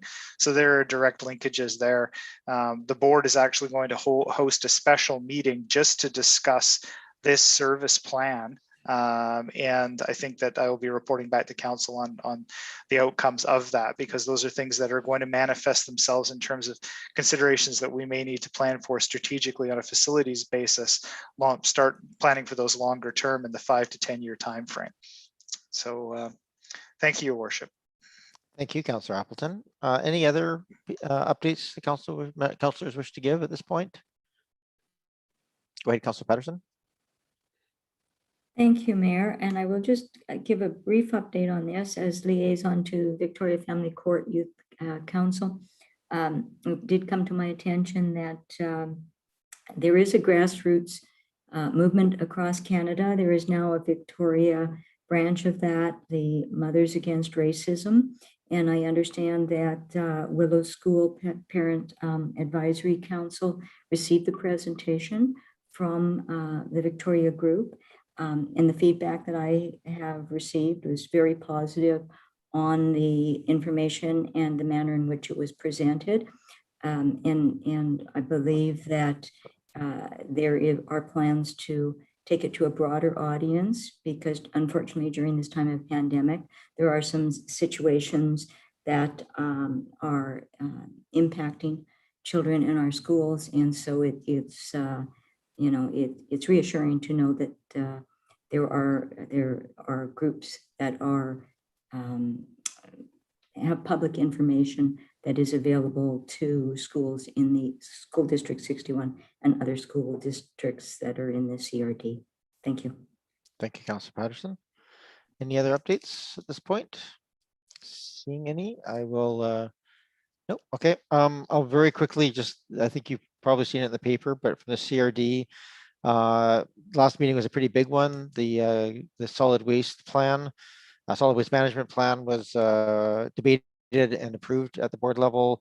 Mountain biking guidelines in the parks was debated and approved. The regional transportation priorities was reviewed and approved. So these are all been sitting at committee levels for a long time, being fine-tuned, and we're sort of finally at the point of being a consideration for moving forward. The Arts Facilities Committee is ramped up, and so the scale and scope of that is still to be determined. That's for next week's meeting. And I just the annual report is now just been released for 2020, and it's interesting just to see it. It's nice to see our annual report stand up quite well to a much bigger organization with a lot more resources on that front. The other thing was just I had an opportunity to do a tour of the construction site at UVic for the new housing facilities. There's 2 towers there going in, both for food services and housing. Very impressive, and there's work being done. Some really interesting work with structured wood, very large scale buildings there, and to LEED standards and to pass the building standards. So nice to see that happening. Nice to see some more student housing being built, and very much appreciate that. Also, we had a strategic planning update at the Victoria Regional Transit Commission. And there's not a lot of new to share, but certainly very positive. One of the things that the Regional Transit Commission had was a fairly aggressive timeline to moving towards things like electrification and rapid bus expansion, et cetera. So well positioned, frankly, for some of the announcements that are happening provincially, federally. And so we'll see more information coming as those things get firmed up, but it was very nice to see some of those sort of strategic initiatives being in place so that again, regionally here, we can see a more rapid shift over to some of those technologies. So that's it. I will think of not seeing any other updates. We'll move on to item number 7.1, which is single-use plastics. And Ms. Morden is here to present what has been a report that has a fair bit of background and then some potential options for council to consider as we move forward. Go ahead. Welcome, Ms. Morden. Thank you, Your Worship. You can hear me okay? We can. Thank you. Okay, perfect. So the purpose of this report is to present some options for the possible regulation of single-use plastics in Oak Bay. The report provides an overview of key advancements at the local, regional, provincial, and federal levels since Council first considered and passed the resolution on this topic in March of 2019. While there has been some significant progress and the possibility of national regulations is on the horizon, it's somewhat of a challenging time as the legislative framework for local governments to develop regulations through bylaw is evolving. Senior, particularly federal government plans are not fully defined with committed timelines, and the ongoing impacts of the COVID-19 pandemic has created significant challenges and struggles for many business sectors. And that has led several local governments to pivot or pause their plans related to single-use plastics. Staff have outlined 3 potential options and are requesting direction from council, though as always, alternate direction from council is welcome. Option 1 is what I would characterize as a bit of an interim option, essentially deferring consideration for a few months to hopefully allow for more clarity around the federal proposal for national regulations, and also hopefully bring some stabilization and recovery period for businesses. For this option, staff would bring a report back in the fall to update council on senior government progress. And from there, council could consider next steps as part of the 2022 strategic and financial planning process. Option 2 pursues regional alignment with the development of a draft bylaw to ban the use of plastic shopping bags and focused consultation with local businesses around the development of that bylaw. Option 3 would involve pursuing a broader single-use plastics reduction strategy, inclusive of enhanced bylaws and a more extensive community consultation process. This would result in probably a multi-year implementation plan that could include education activities, collaborative initiatives with community partners, possibly infrastructure investments, and ongoing bylaw compliance and enforcement efforts. This option would require significant resourcing, and so if this is council's preferred option, staff would recommend that it be referred to the 2022 strategic priorities and financial planning process. So given where things are at on the federal stage and the possibility of a nationally regulated and resourced program, as well as the ongoing struggles that many local businesses are facing due to the pandemic, staff are recommending option 1 or option 2 at this time. And that concludes my comments, Your Worship. Happy to take questions. Thank you very much, Ms. Morden. I appreciate the information provided here. Are there any questions of Ms. Morden on the thing? Go ahead, Councillor Name. Yeah, thank you, Ms. Morden. I really appreciate the thoroughness of this, and also it really describing, the developments at the 3 levels of government is really helpful. The question I have, because of my mind, I'm thinking whatever we do, we probably want to think about doing it in a coordinated fashion with our regional partners, but it's complicated, as you've pointed out, because of the, what's underway federally and what's limited provincially, but underway as well. But so the question I have, I notice you bring to our attention that on June 21st, Saanich will be considering something. I guess we don't quite know what it is, but do you have, I'm just wondering if you have any other information. I don't know what has developed in Saanich and what they're proposing, and I'm wondering if you have any further information about the direction they're intending to go, though of course it's going to come to a council vote, I presume. But can you fill us in a little bit more than to help us understand where they're going? It's clear, you've made very clear what's going on in Victoria. Yeah, thank you, Councillor Nate. Ms. Morden, how much do we know about Saanich? Thanks, Your Worship. Yes, what I can confirm is that they're looking at taking a very similar path to Victoria. So the development of a bylaw to regulate plastic bags, or actually to ban plastic bags. So modeling their bylaw after Victoria's, very similarly. If there's other components of their program, when I reviewed their website, it wasn't, that information wasn't there. So it was limited to the bylaw at the time. But certainly I could have a look and report back if there's any other components to their program. Okay, thank you. That's fine for now. Thank you. Thank you. And go ahead, Councillor Patterson. Thank you, Mayor. And thank you, Ms. Morden, for this report. It's very, very well laid out and fairly complex subject, as we can see from the report. I guess, and I certainly appreciate Councillor Nay's comments about to move this forward, we would be really looking at harmonizing with other members of the CRD and what they are doing. But I just am wondering if there is any understanding or sense of how municipal bylaws say that Victoria or Saanich will undertake, how they might be,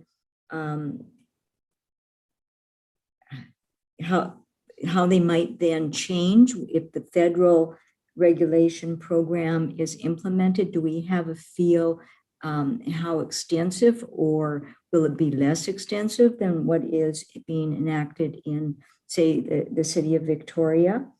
How the districts like Victoria dealt with enforcement during pandemic, because I know so many things changed. And so my sense is that basically there wasn't very much enforcement, as they were just complying then with the pandemic regulatory framework, which I would believe would take precedent over anything that we put into place. And if we are working with others within the region, and also considering what we just recently passed, and that was the goals for reducing waste in the CRD in general. Our goal is to reduce waste overall in the coming years. So that's pretty broad questions on a very broad report. But is there any information that you could give us? And do we have any understanding of, say, how this, if we wanted to proceed with a program here in our municipality, how many of our businesses would be impacted by it, and how extensive that would be? Because I imagine certainly Saanich and Victoria, there would be much more extensive use of some of the plastic in businesses in those communities. So just a feel for where we go here, and perhaps what we would achieve that could have give us some insight into the urgency of moving this forward here in this district at this time. Thank you. Thank you, Councillor Patterson. That was a broad question. I'm going to let Ms. Morden make an effort to answer it. Go ahead, Ms. Morden. Sure, thank you, Your Worship. So I will say, when I scanned the websites of other local governments across BC, and particularly in the Lower Mainland, where they were looking at some more comprehensive programs covering more waste materials, there really was that sort of, they've either pivoted to primarily outreach and education, or they've paused their program completely and they put off consideration of bylaws. In Richmond's case, kind of indefinitely until the pandemic is hopefully soon behind us. But so there was a recognition of the impact on businesses, and many of those the municipalities, as I say, either paused or pivoted their programs. Several of them were underway before the federal government made its announcement last fall that they may be looking at a national program. So I'm not sure if that impacted their plans at all. Certainly we're in a bit of a unique position because we have that information. And it's a little hard to know how far to go down the road with the possibility of that on the horizon. So definitely a bit of a challenging time at the moment, but also a hopeful time in that a nationally resourced program would be kind of wonderful. So yeah, so I'm not sure if that completely answers your question. Certainly there was recognition on the websites that the federal regulations are possibly on the horizon. Some indicated that they, in their conversations with whomever they were having conversations with at the federal level, had indicated there shouldn't be a problem with their bylaws.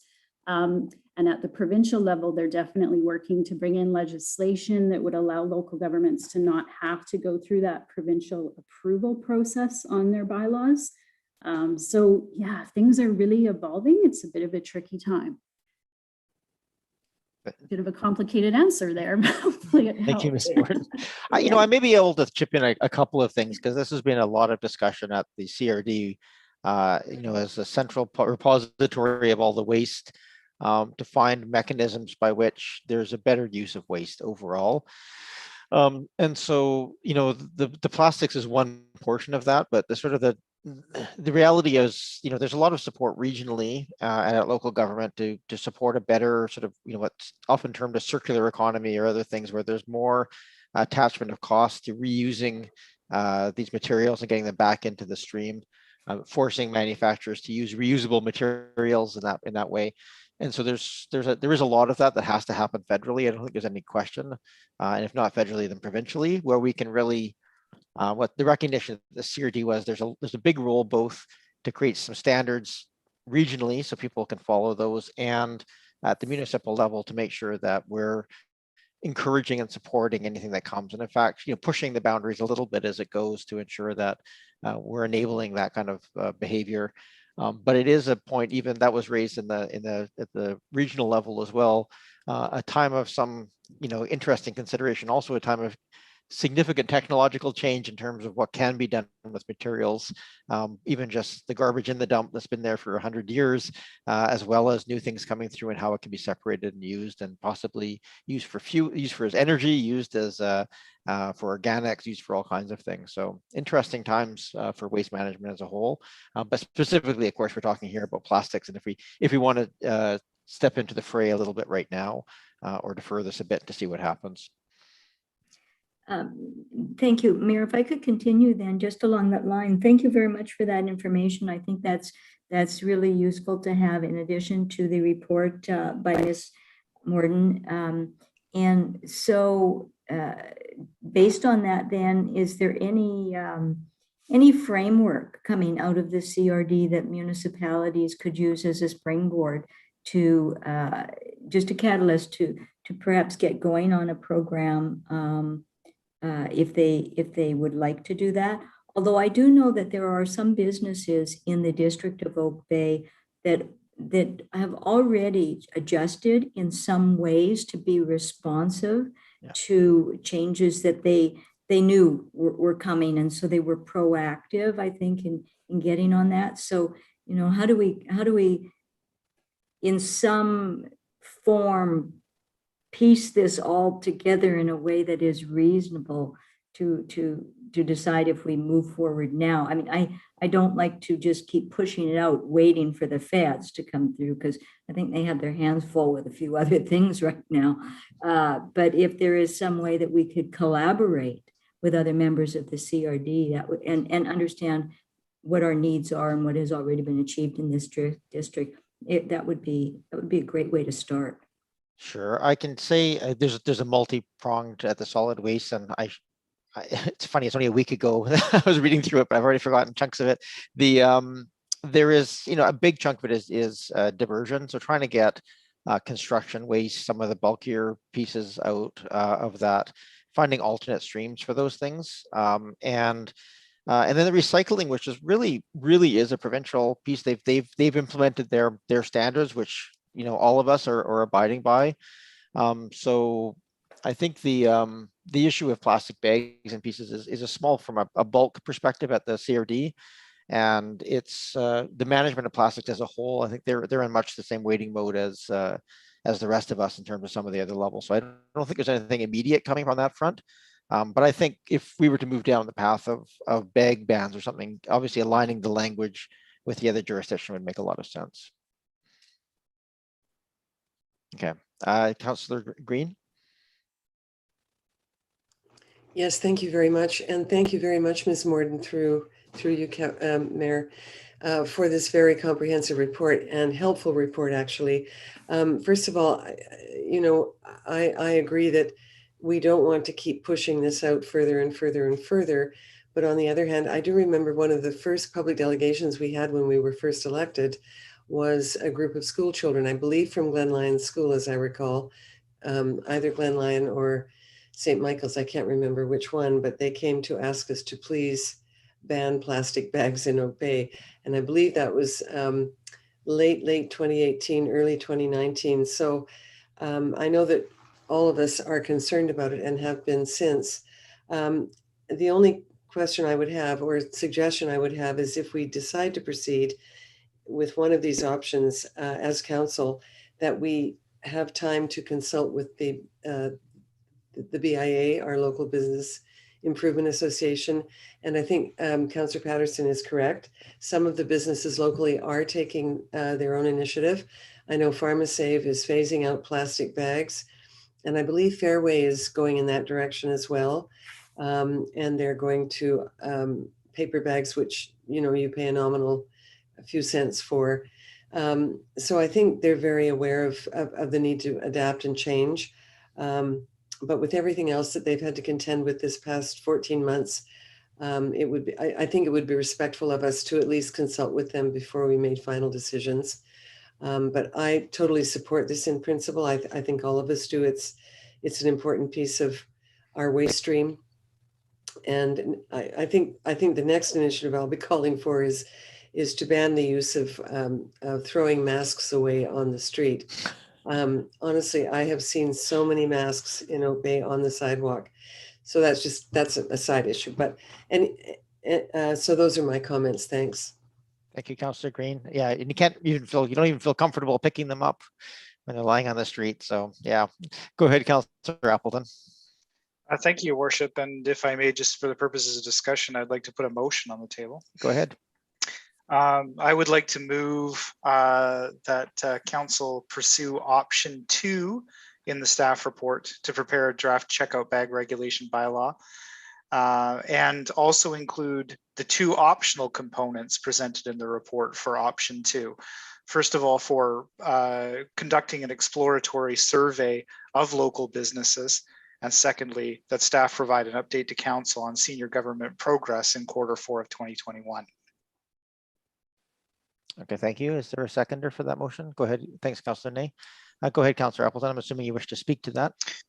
Yes, just briefly, Your Worship.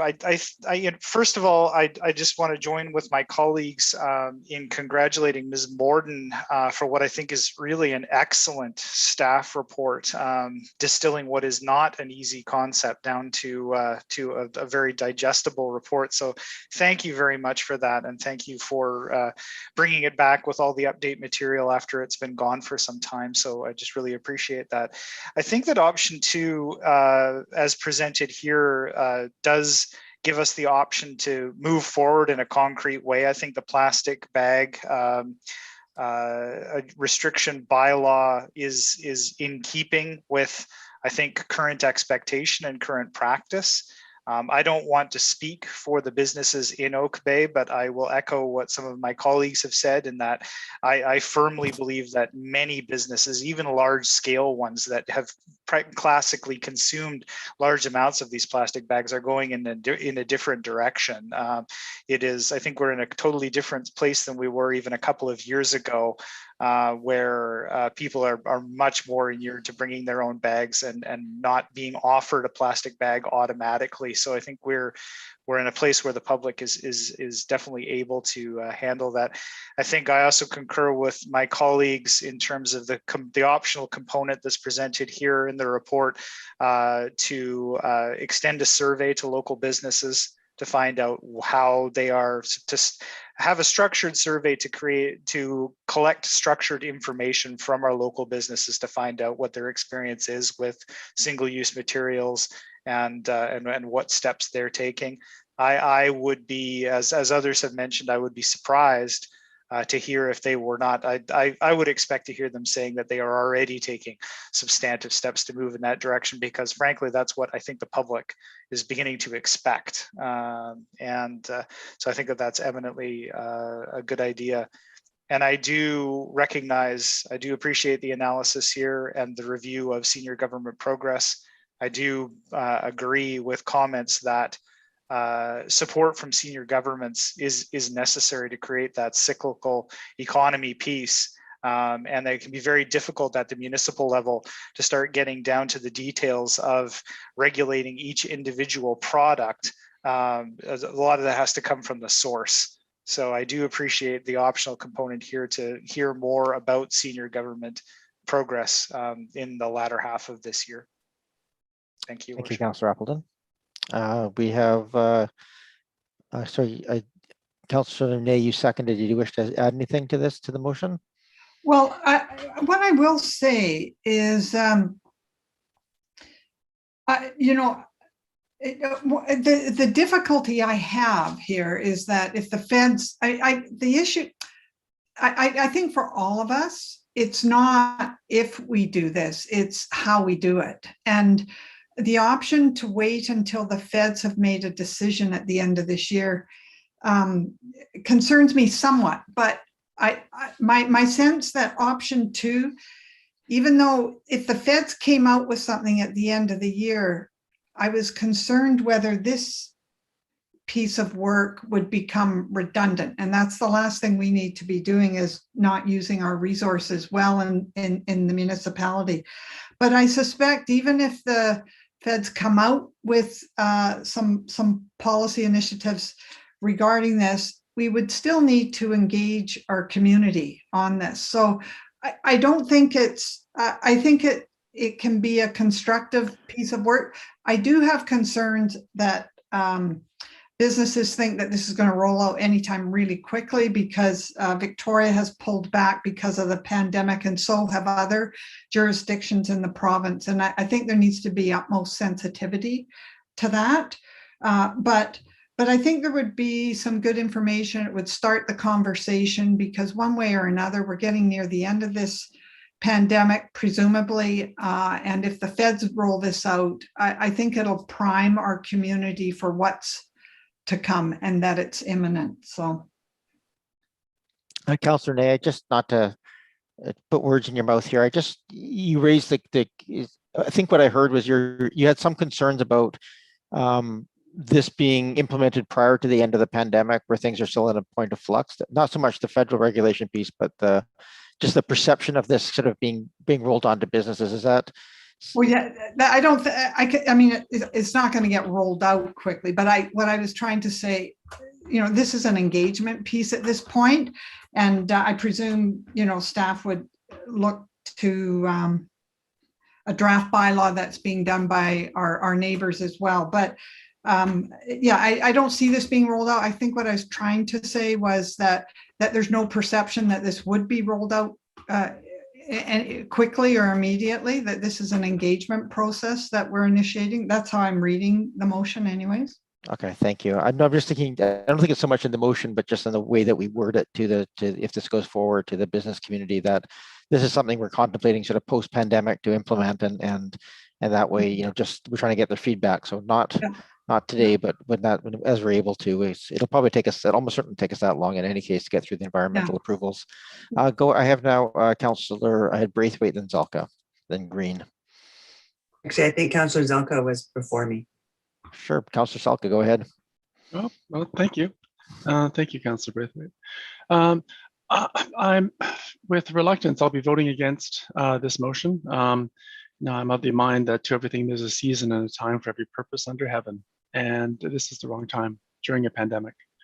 The report actually alludes to many of the points. In fact, Councillor Ney touched upon them as well, that the business is under quite a bit of stress, and there is difficulties in terms of meeting some of the health requirements.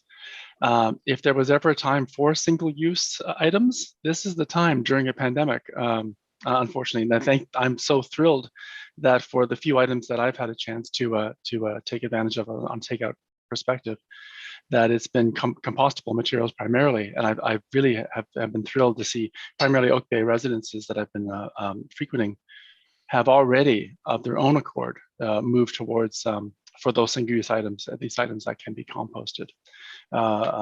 Wooden spoons, chopsticks that are wooden, and of course the paper and compostable coverings that unfortunately end up being single-use, but it completely understandable with respect to the pandemic. If we weren't in a pandemic, I'd be with you. You got my vote. But I would hope that this would fail, and that would definitely be moving option one. Thank you very much. Councillor Zelka, go ahead, Councillor Braithwaite, then Councillor Green. Thanks very much, Mayor, and through you. Yeah, I mean, I certainly hear the concerns that Councillor Ney brought up, as well as Councillor Zelka. Had option 2 not come on the table, I would have probably moved option 1 because I feel a little bit more comfortable with that. I think there's no doubt in my mind that this is something that needs to get done. I just worry, as Councillor Zelka mentioned, that we're putting too much on the businesses right now. So I'm really torn on this one. I guess I could go either way. It'd be interesting to hear what the other few councillors who haven't spoken yet will say, but truly my inclination was to go for option 1 first. Thanks, Councillor Braithwaite. Go ahead, Councillor Green. Yes, thank you, Mayor. And I too would have preferred option 1, I think largely because of my role as council liaison to the Business Improvement Association. I totally agree with Councillor Appleton's sentiment, and I agree with Councillor Ney's comments, but I also take note of Councillor Ney's wise statement, and that is that this really is an engagement piece, and we haven't really done that. And at this time, it's hard enough to engage with each other, as well as engage with our community and so on. And one of the only links I have with the business community, as you know, is through Ms. Leary. Councillor Braithwaite and I is through Ms. Leary, and I haven't had a chance to discuss this with her. And yes, some businesses are taking the initiative, but they're larger businesses in my estimation, or have a greater revenue stream. So I'm mindful of also what Councillor Zelka pointed out. So I think option 1 at this time would have been, and again, it's a really difficult decision, but I think option 1 for me would have been a better option given the situation we're in. Thank you. Thank you, Councillor Green. I know we're all old hands at this now, but of course the process here, we have a motion on the table. If it gets voted down, then another motion can be made. If it gets approved, then it moves forward as it is. So there's motions to amend if anybody wishes, or we can, if I'm not seeing any other hands up at this point, I'm happy to call the question. Are there any other comments from members of council or committee, I should say, since we're meeting as committee? Go ahead, Councillor Patterson. Thank you, Mayor. And well, I support largely in spirit the motion that was made by Councillor Appleton, because I do think it's a positive way to go. But I also would have preferred 1 at this point in time, just as because we are in pandemic, it is certainly an unusual time. And I think that there is still quite a bit of information that we need to understand a little more in a more fulsome way. I do believe that many of our merchants are really moving forward in a positive way. They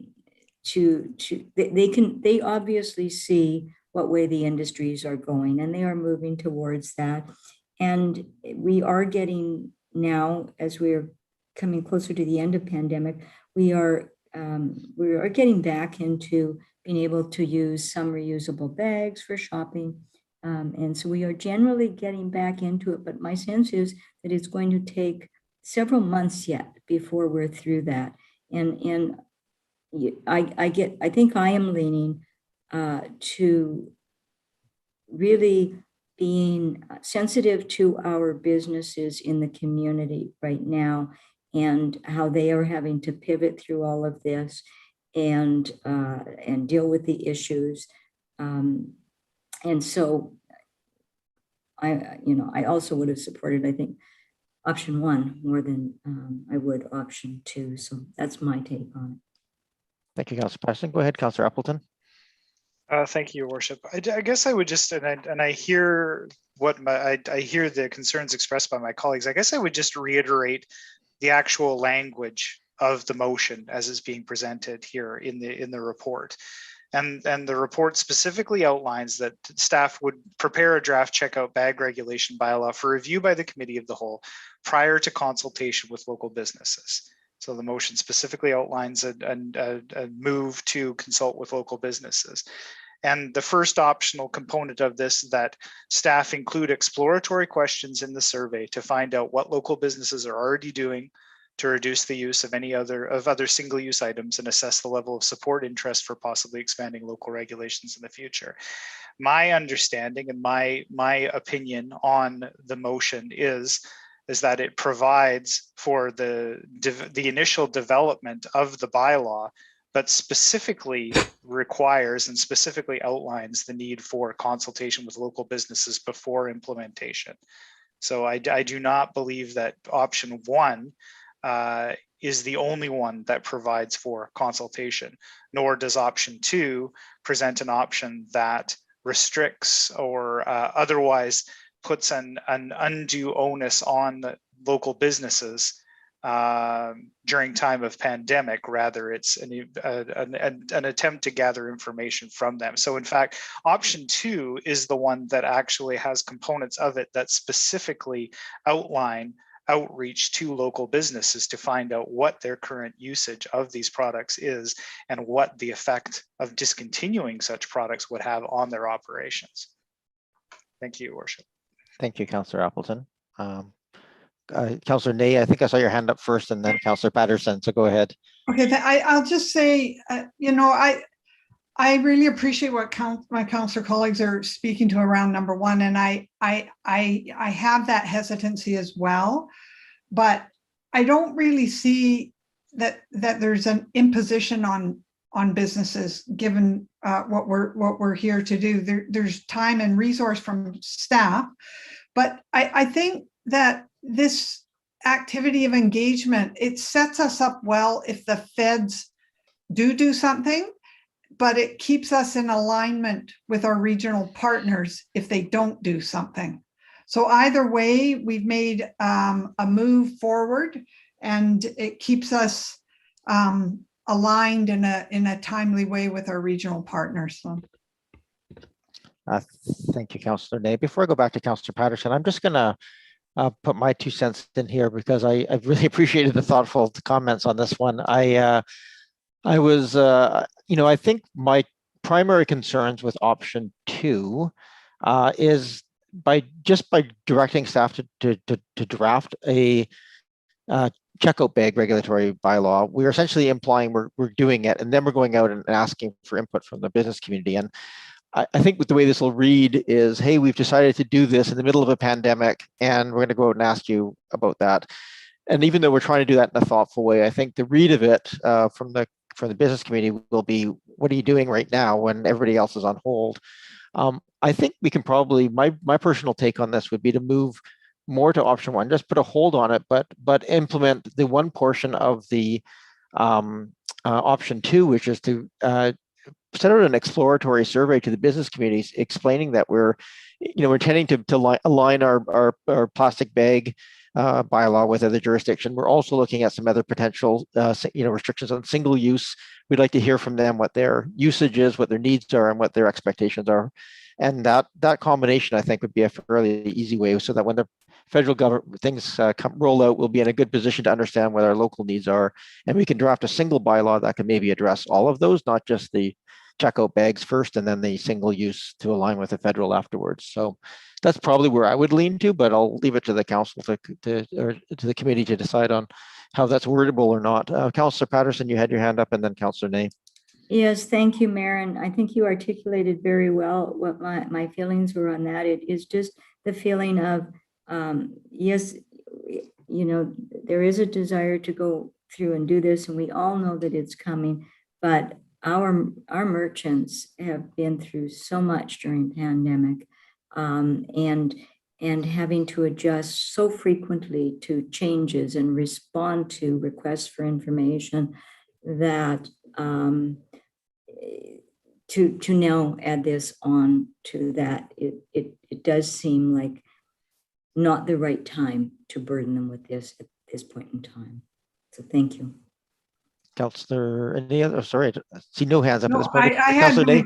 but Okay, go ahead, Councillor Ney. So I will say, now that you've called upon me, is I like what you're suggesting, Mr. Mayor, actually, even though I seconded this motion, but I do like it because it takes care of the issue of the perception of burdens, a burden to our business community. When you have the bylaw, it kind of pushes it sort of more in that direction. Here we're just reaching out, trying to get information where people are. So, but it does move us forward still, because if the feds don't roll something out, we can very quickly line up with our regional partners, because they'll have the bylaws ironed out at that time. So, but it's up to Councillor Appleton at this point. So.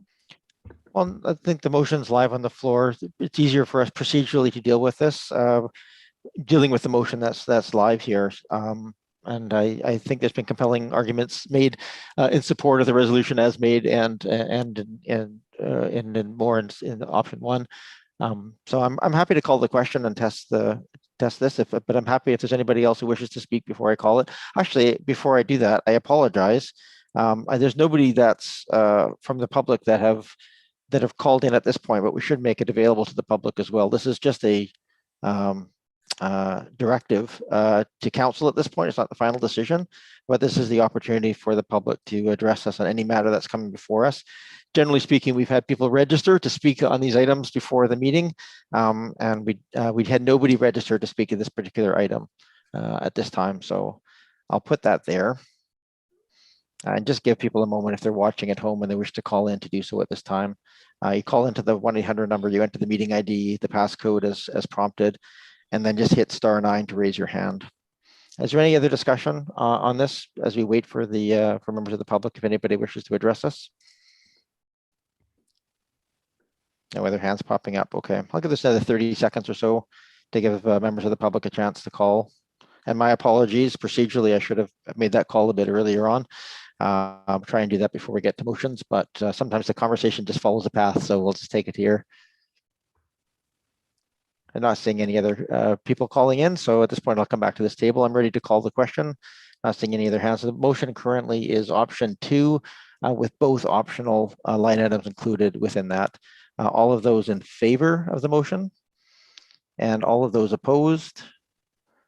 We have Councillor Green, Patterson, Braithwaite, Zelka, and Ney and Murdoch opposed.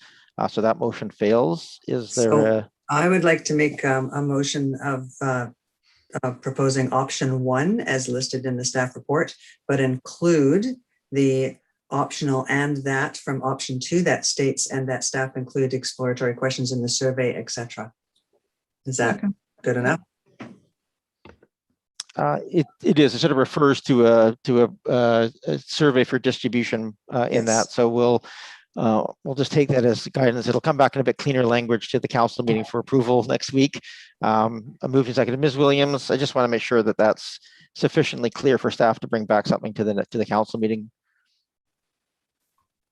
It is, Your Worship. Okay, thank you for that.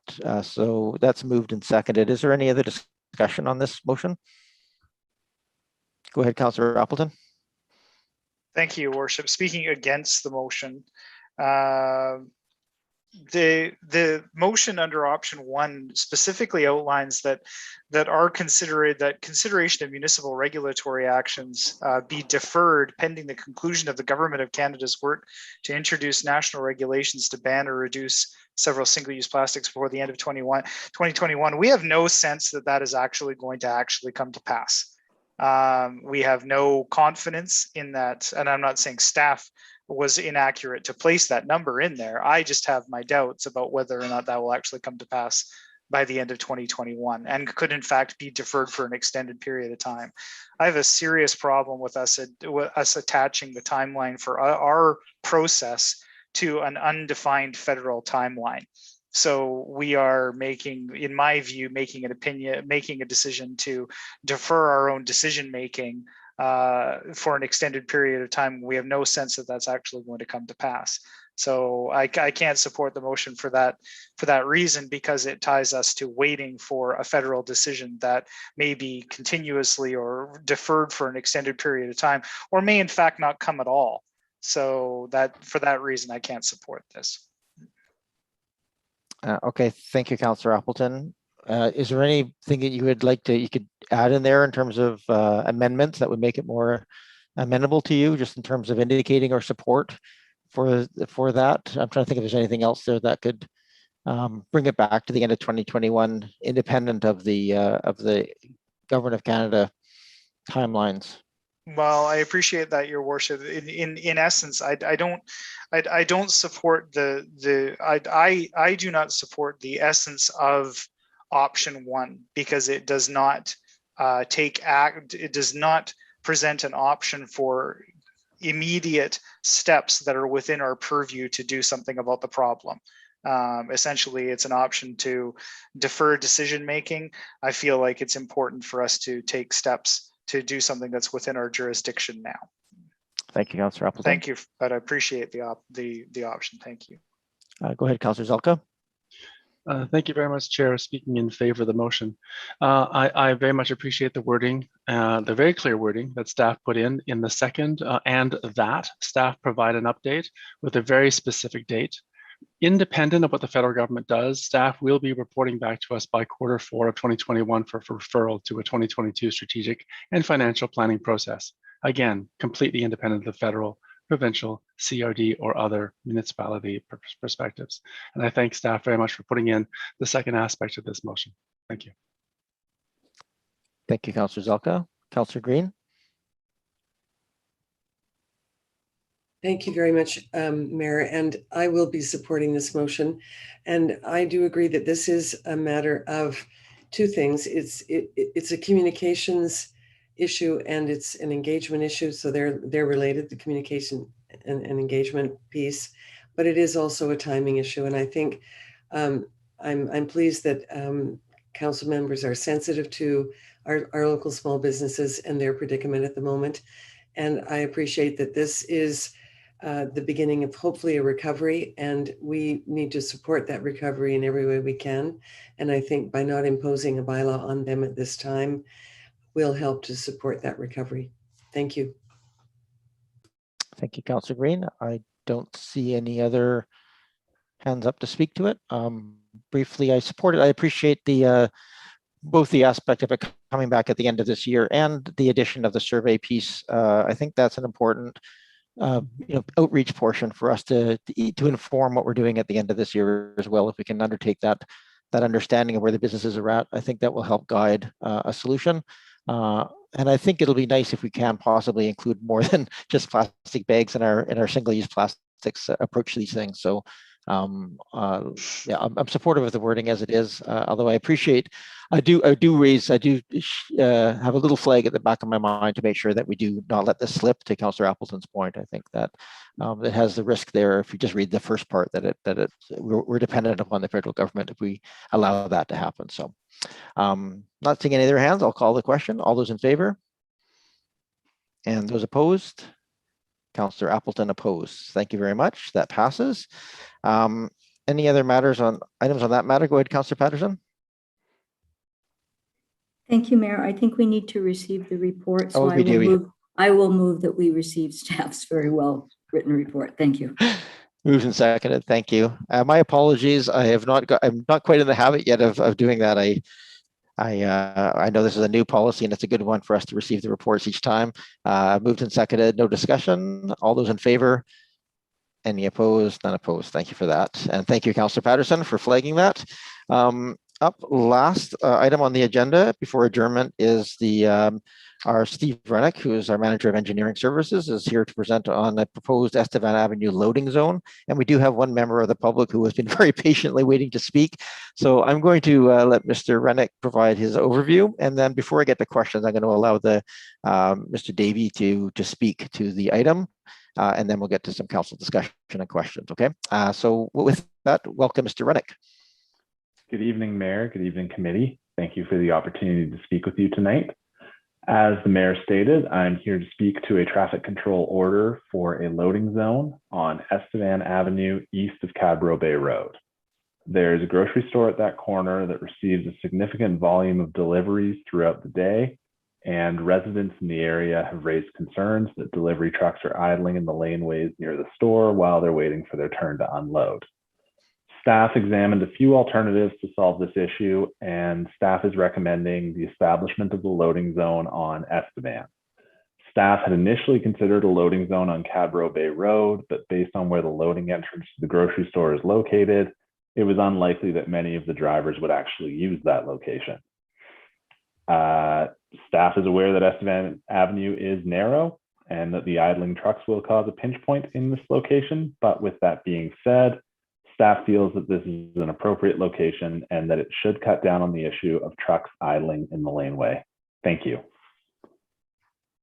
Thank you, Mr. Rennick. And I'm sure we'll have some questions on this, but with that, I have actually as Chad Dave, but I believe it's Chad Davey calling to speak to us on this item.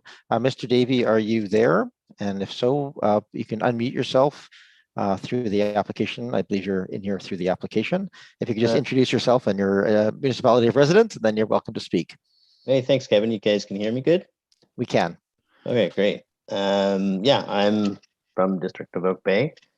Thanks for letting me talk today about this issue. For context, I actually live at 2609 Cadbro Bay Road, which is right on the corner of Estevan and right across the street from the old farm market. I am one of those several residents who have raised concerns about the use of commercial truck traffic in the laneway off Estevan Avenue. The principal reason for my concern is two things: pedestrian safety and the idling of trucks. When trucks are parked in the laneway, they typically block the sidewalk while they're waiting to reverse into the old farm market. I've witnessed actually a few near misses when trucks are reversing and nearly hitting pedestrians or cyclists. Also, when trucks are parked in the laneway, they're typically idling as they are waiting to back into an appropriate space. The noise with the idling trucks combined with the diesel fumes make it pretty much impossible for me to be in my backyard when that actually is ongoing. And as many of you with COVID-19, I work from home now. My home office is actually that outbuilding in Mr. Rennick's map and plan that he provided. And so when there's a truck sitting and idling in that laneway, it's impossible for me to work or to conduct a Zoom meeting, for example. And to give you an idea of the scale of this issue, this just doesn't occur once every couple of weeks. This is occurring multiple times a day, 7 days a week. I am currently opposed, however, to having a commercial loading zone along Estevan Avenue as designed, since I don't feel it addresses the two concerns that I've just sort of mentioned with you guys. In regards to idling, it seems that the trucks idling in the laneway adjacent to my property will now simply idle in the loading zone along Estevan Avenue, which is also along my property. So I don't see how this will actually address anything. For context, I am in discussions with the store regarding the truck idling, and they've been very helpful with trying to cut down on that. But it would have been good to see some potential ideas to prevent idling in the proposed loading zone within Mr. Rennick's letter. Most importantly, however, I feel that a commercial parking area along Estevan will actually exacerbate an existing pedestrian safety issue. As Steve mentioned, Estevan Avenue is narrow. It can barely accommodate a parking lane and 2 lanes of traffic. As a result, when the traffic is congested, vehicles frequently drive up onto the north sidewalk on Estevan Avenue, and including commercial trucks when they turn to leave out of the Old Farm Market. And again, I've seen several near misses with pedestrian and vehicles. I've had people have to jump into my flower bed to avoid a car coming down the sidewalk. As alluded to in Mr. Rennick's letter, the traffic congestion is likely to increase when the width of the Estevan Avenue is further constrained by having to accommodate commercial truck parking and the 2 lanes of traffic. I am surprised. Oh, Mr. Davey. Sorry, Yeah, I accidentally pushed the space bar. Don't do that. I am surprised that Mr. Rennick's analysis does not consider this to be a significant concern for pedestrian safety. If we constrain Estevan Avenue further, then the frequency of pedestrian and vehicle interactions will increase, which means an increased risk to pedestrians walking along the north sidewalk. Logistically, and from the store's perspective, this is the best location for a loading zone. I'm also not 100% opposed to having it there. I also agree with Mr. Rennick that if we don't want to create a loading zone that won't be used, for example, on Cadborough Bay, they might just simply continue to drive into the back of the store. I just feel that the current design doesn't really address the original concerns that have been raised and actually may create more of a hazardous situation for other users of Estevan Avenue. I think a more thoughtful approach is needed here, one that considers not just how to accommodate commercial trucks, but one that also considers the potential impacts to other users of Estevan Avenue, which includes vehicle traffic, pedestrians, cyclists, and how these impacts can be potentially mitigated. So at this point, I am opposed to this proposal. Thanks. Thank you very much. I'm gonna put you on the spot. Was there any specific changes to the design as laid out here that you would see, or your point of view is it needs more work to come to a more thorough design? Is that a fair summary? Well, I think the design is simple, like putting the commercial loading zone as situated in the plan. I think the problem is that the current curb along the north sidewalk is very shallow. Essentially, there's really no curb at all. It slopes towards the street. And I think it also is actually surfaced with asphalt. So it actually looks like an extension of the road. So I see why people just simply, don't feel like I have enough room. I'm just going to drive on the sidewalk. Well, you're going to further constrain it by having these large, wide trucks there. So in terms of, not necessarily changing the design, but what needs to be done is how can we make pedestrians safe on the north sidewalk? And I think the loading zone should be there, but you need to address that safety concern first. And for example, you could, and again, I'm not an expert in road design, but maybe having a taller curb, and not a rounded curb, but a taller curb to just sort of prevent cars from going up onto the curb, just maybe like a bus stop curb. It's kind of tall, and maybe that would help. Maybe better paint, painting along the edge of the curb to kind of show that this is a curb. Okay. Do not drive up on it. Things like that, I think, are just some ideas that I would have. Thank you very much, and thank you for your patience in waiting to get to this item on the agenda. I will come back to. Oh, go ahead. Sorry. Thank you. I appreciate it. Okay, so we'll come back to council. Are there questions of council to Mr. Rennick?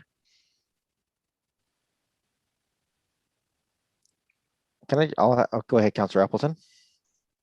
Thank you, Your Worship. And this may not be a question that Mr. Rennick can actually answer, but there was a market before the Old Farm Market moved into there. There was a market before that, so generally the same service. So what was the nature of? It seems like this has come to a head since the Old Farm Market has moved in there. So I'm just wondering, did they receive deliveries more often, or they receive deliveries with a different type of vehicle, or what exactly is precipitating the? It seems like there's been a change, but that. I don't know whether that's something we can actually answer. How were materials being delivered to the old market? Thanks, Councillor Appleton. Mr. Rennick. Thank you, Mayor. Through you to council. This would be call for speculation on my part, I'm sorry to say, as a relatively recent Oak Bay transplant, but I can go with the evidence that I've been given by people who live in the area, and they certainly, Mr. Davey and others, have suggested that the issue has gotten worse since the change in tenant on that spot. And Mr. Davey, not intending to put words in your mouth, but I do believe that was noted in one of your emails to me. Yeah, I can actually help answer that. I have been in discussions with the current store owners at Old Farm Market, and to give you an idea, they currently get about 20 truck deliveries a day, and that's compared to 2 that they would typically get at the former grocery store. So they're 10 times busier than the former tenants. Thank you very much for that clarification. Anything else, Councillor Appleton? No, thank you, Your Worship. No, Your Worship. I'm just sitting here boggling at 20 trucks a day. That's a significant impact on adjacent residents. So thank you. Thank you. Yeah. I'll editorialize briefly in that the nature of deliveries. I know if you have more specialty gear, they often come with their own truck. And so those individual trucks are often doing a circuit of the entire, all municipalities. And so large trucks will come even with small items as they do their rounds, deliver their specialty items. So it's maybe as much an issue of the specialty nature of the products as much as it is the volume going in there. Councillor Braithwaite and then Councillor Ney. Thanks very much, Mayor. Yeah, and I can. This is the corner store for me. So yes, I can definitely say that this store is a lot busier than the store that was there previous. I'm not sure if there's 20 trucks a day. I don't sit there and watch how many trucks go a day, but I wouldn't be surprised if it was 20. As far as the suggestion by Mr. Davey on raising the curb there, because he's right, it is an asphalt sidewalk and a very low curb, because I often park along that side in my little smart car. No, not as big as a big truck, but I do sometimes park along that street. So what would be the cost then if we, or cost estimation if we wanted to include putting a larger curb drop on that side of the road? If we can get an estimation. I know I'm kind of putting it on the spot, but. Yeah, it's probably a question of cost and availability of resources to do something like that. Mr. Rennick, can you answer the question? Yes, thank you, Mayor, through you to Council. It would be within our resources to do that sort of work. We do concrete work around the district. However, we do have a fairly limited sidewalk budget. And I don't think we would only be able to do the curb. We would probably also have to do the sidewalk. And we have a sidewalk conversion budget that we usually allocate early on in the year. I realize I'm not really answering your question, but there are some interventions that are on the level of we can just go out and do it with one crew in an afternoon. This would be a little bit more involved than that. Not saying it's not doable, but a bit more involved. Thank you. And it's through you again, Mayor. It's unfortunate that the way that parking lot is configured is that on the angle parking, you can't even do a bump in towards the building to move the parking closer to the building because there's barely enough room for people backing out of those angle parking lots. So, in a perfect world, we would have been able to bump the sidewalk in closer to the building so that the truck could have pulled in, even if it was a foot or 2 feet. But unfortunately, we can't even do that there. So, it's an issue to have to deal with having so many delivery trucks. But it's such a great store. It's unfortunate that that's happening. But hopefully, there might be some other suggestions around the table. But I think building up the curb drop, as Mr. Davies suggested, is probably where I would lean.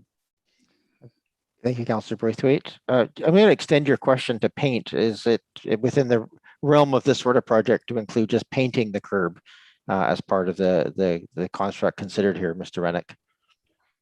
Yes, Your Worship. Paint is something that we can easily do. Okay, thank you. So directed. sorry, you reminded me of one other thing I wanted to mention, Mr. Mayor Murdoch. And that would be that we would actually put up, again, to Mr. Davies' point, put up a no idling sign, as we have done in other places around the municipality, because I would hate to think of those 20 trucks idling all day as well there. So.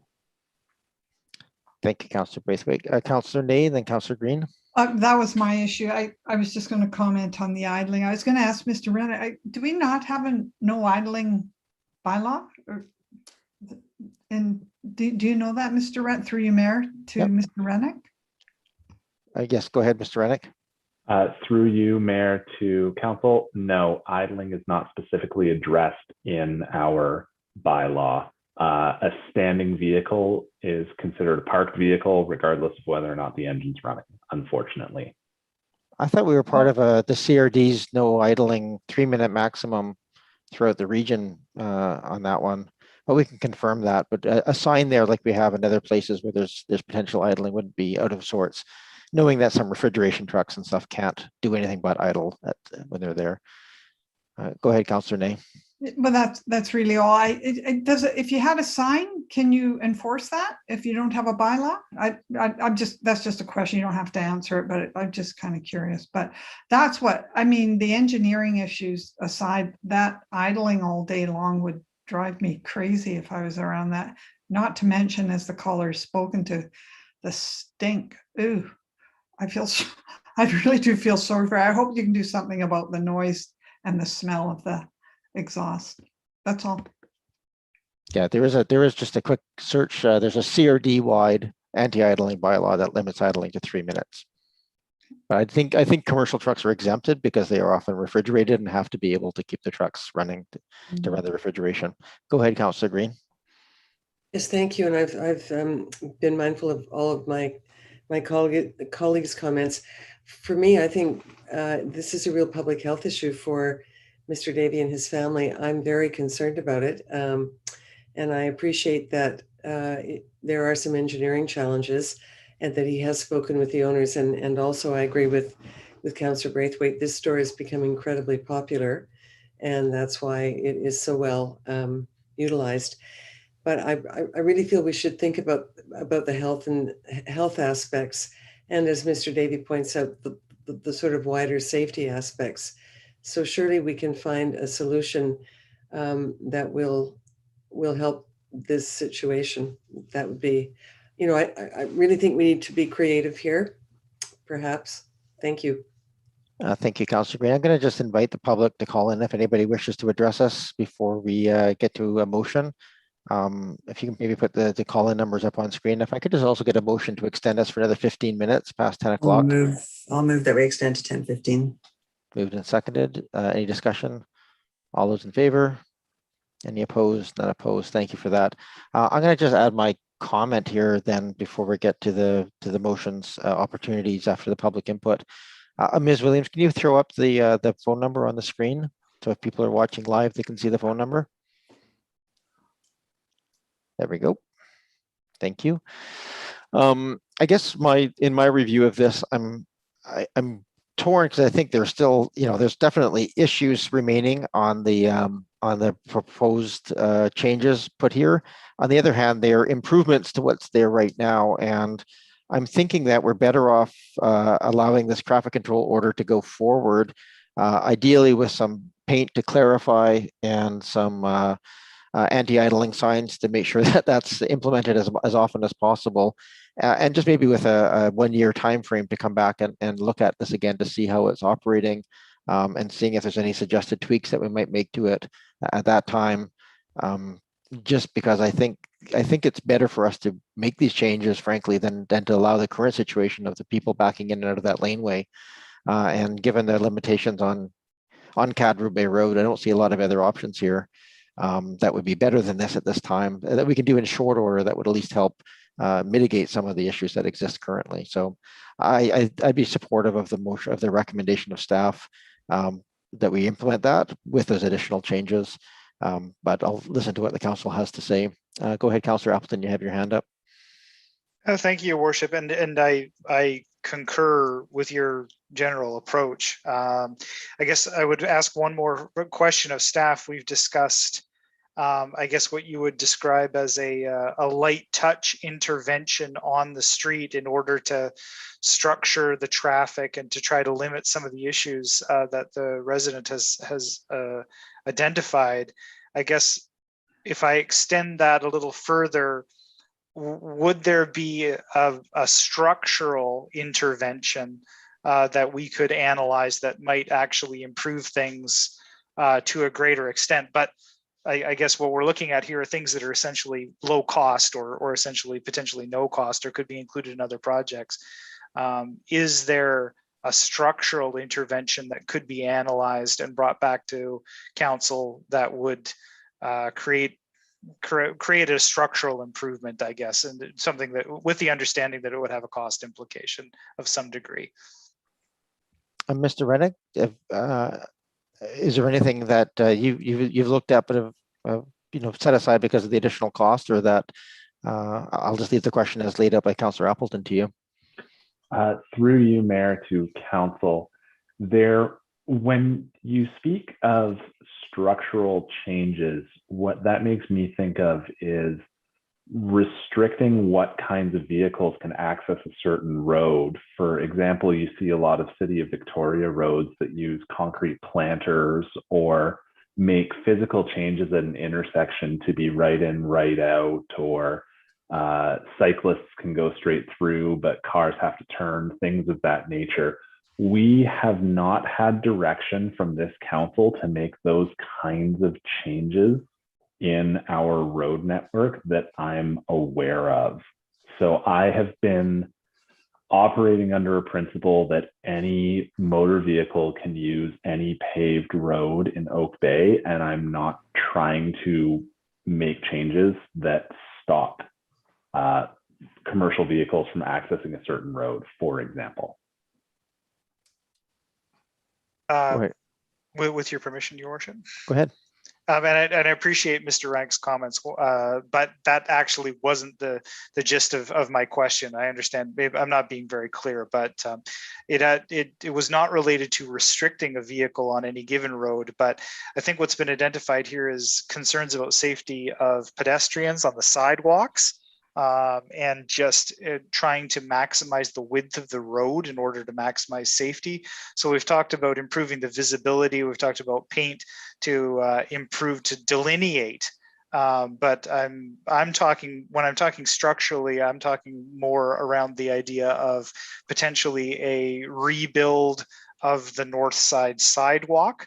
Or potentially a light, a slight extension of the width in the area of the loading zone in order to maximize the road width when there's a truck in it. I'm specifically referring to the pedestrian domain, the curbs, and the things that have been identified as problematic as far as parking and vehicle access. So not closing the road, but what can be done structurally specific on sidewalks and for pedestrian safety to accommodate the truck parking in the location that's proposed. Thank you, Councillor Appleton. Mr. Rennick, I think that has not been explored in depth at this point. Is that correct? Through you, Mayor, to council, and I do apologize, Councillor Appleton. It is late. I may have misunderstood you. Looking at our geographic information system, I can see that there's another about 3 meters of public property between the sidewalk and the old farm market on the south side of the road. So if you were looking for a structural way of widening the road, it would be theoretically possible to move the sidewalk more into that boulevard at the expense of some trees that provide screening. It's possible. We have the space to do it, but we would be talking about a significant cost, and it would need to be a design that we would need to bring back. Thank you. Mr. Haran has his hand up since he's the Director of Engineering, and we'll go to him. Go ahead, Mr. Haran. Oh, thank you, Your Worship. I just wanted to add into what Mr. Rennick was saying, just to illustrate. I think the challenge is there's many times where we have problems that engineering and public works would love to solve, and sometimes they're solvable, but they're not necessarily, and even very important, but not the highest ends of the priority list. And this is a great example. So, anything related to changing the right of way or even upgrading the sidewalk budget's $100,000 per year. And just as a rough order of magnitude cost, like changing the sidewalk here, raising it, adjusting the curb and gutter is at least 50,000, might even be the whole budget. So we have a ton of priorities that are also safety related that are already in the plan. So when we come forward with something like a traffic control order like this, we're not coming with the gold-plated solution. We're coming with the best based on the trade-offs that we can have, knowing that there's ins and outs and not necessarily the ideal thing that could happen. We're trying to solve some of the problems and minimizing the risks in other areas. So this is one example of many that we do that follow the same process. Thank you, Mr. Haran. Go ahead, Councilor Zelka. Thank you very much, Chair. And this is a rock and a hard place. I definitely appreciate staff's report in terms of trying to work the problem. If there's nothing else we can do, I would definitely support staff's suggestion. I did want to ask: is there any way that the loading area or the area directly behind this now rather popular food store, whether it could possibly be reworked? I understand it's a combination of private lands and public laneway. This is directly behind 2585 Cadbury Bay Road. When I look on Google Maps and I zoom in, I see that there's garbage cans and containers, and there's some old fencing and a lot of stuff that potentially could be either moved, or maybe the Oak Bay could potentially facilitate some aspects of moving some of that material out of the way to make the area behind this building to be able to at least accommodate 2 trucks. I just wanted to at least ask if there's anything that we could do to help this very popular store deliver these critical supplies especially during a pandemic. Mr. Rennick, anything along those lines explored?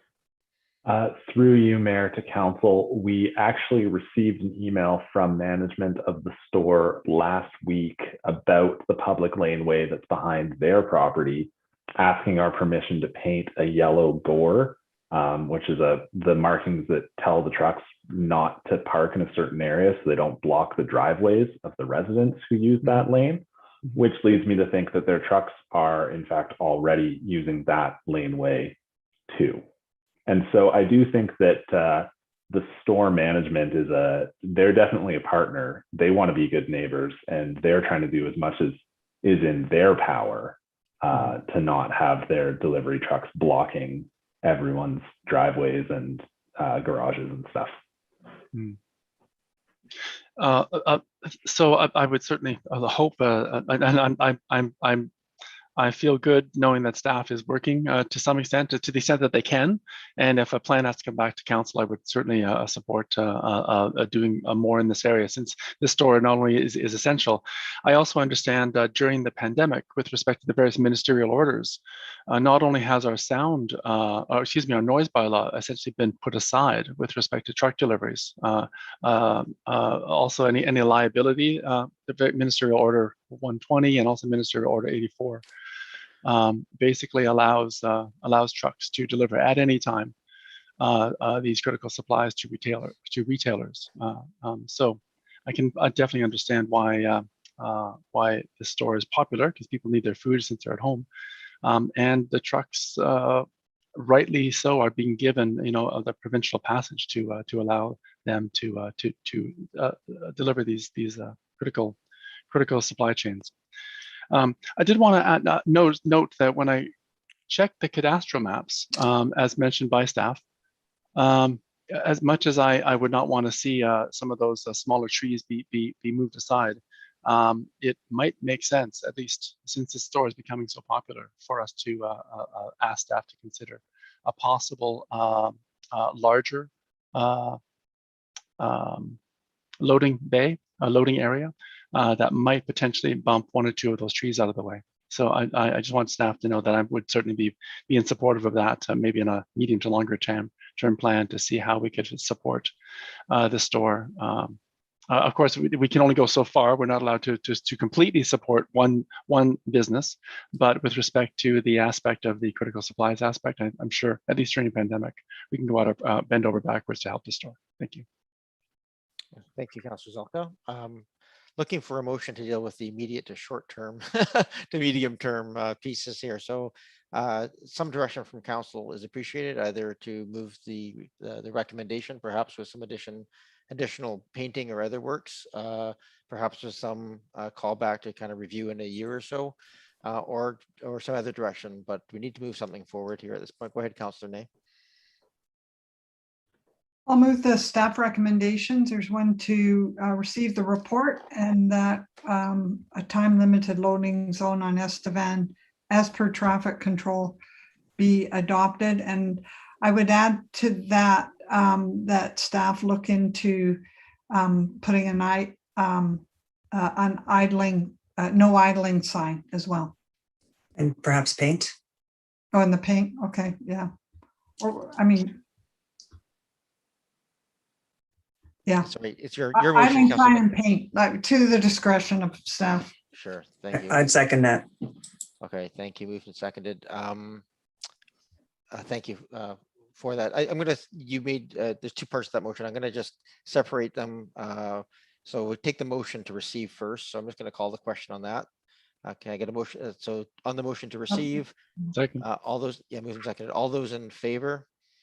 Any opposed? None opposed. Thank you. Then we have the main part of that motion, as you laid out there, Councillor Ney, which is to approve that traffic control change with the anti-idling and potential for painting included as possible. So that motion is made.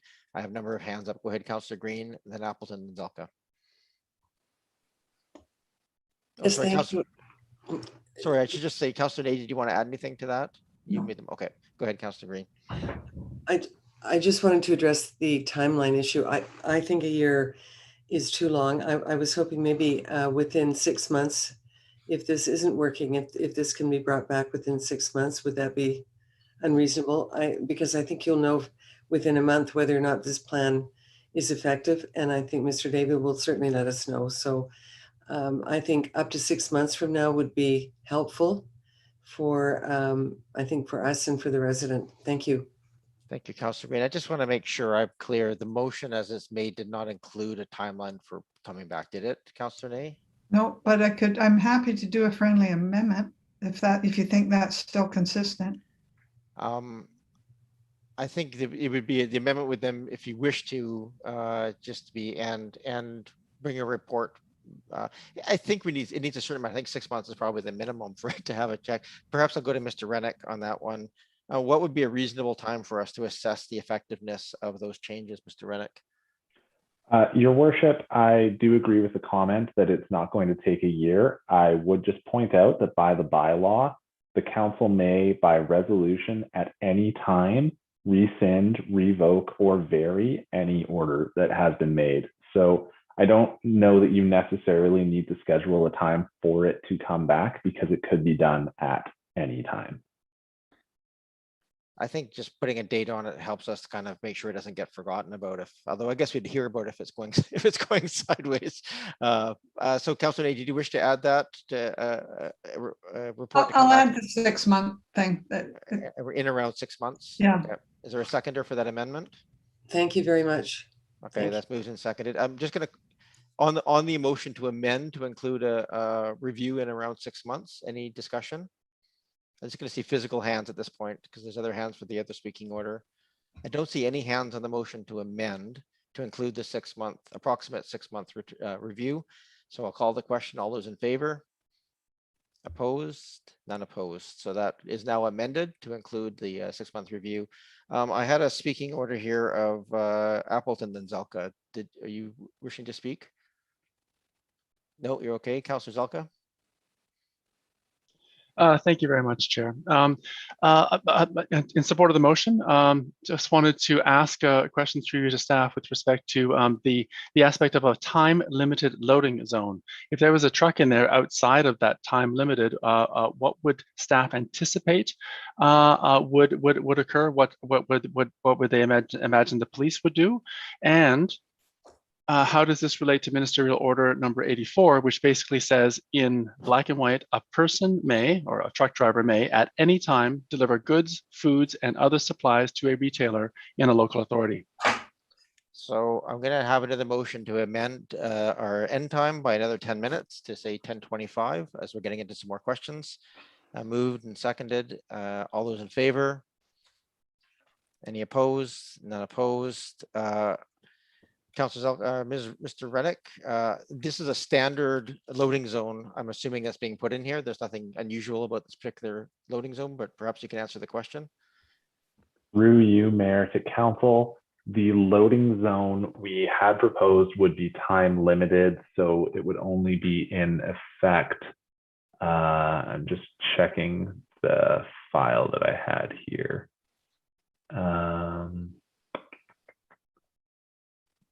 I don't think that we actually put the time in the report. I'm sorry.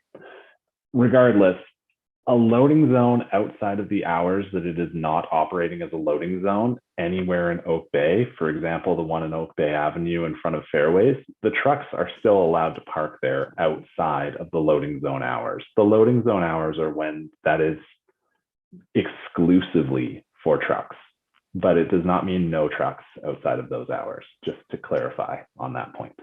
Thank you. That makes perfect sense. Thank you very much. Thank you. Any other questions on this? Councilor Nay, you have your hand up. Oh, no. Okay, it's just a legacy hand. Perfect. Yeah. So we have a motion that's on the floor right now. Any other discussion on the motion? Go ahead, Councilor Zelka. Does this motion include the painting of lines or to assist the lane behind the store? Or is that another motion? So the motion as it sits right now is the motion as laid out in the report with the addition of an anti-idling sign and the potential for painting across the way to clarify the edge of that sidewalk for pedestrian safety. Thank you. Yes. And a report back after 6 months, approximately 6 months. I hope my notes are accurate there. Please, staff, jump in and tell me if I've got that wrong. The amended motion. Don't see any other discussion on this one. So I'm ready to call the question then. All those in favor? Any opposed? None opposed. Thank you very much. And with that, we need a motion to adjourn. Move adjournment. Moved and seconded. All those in favor? Any opposed? I knew the answer to that question before I called it. Have a good evening, everyone. Thank We'll you. see you next week. Take care. Thanks, everybody. Thanks, Karine. Good night, everyone. Thank you. Good night.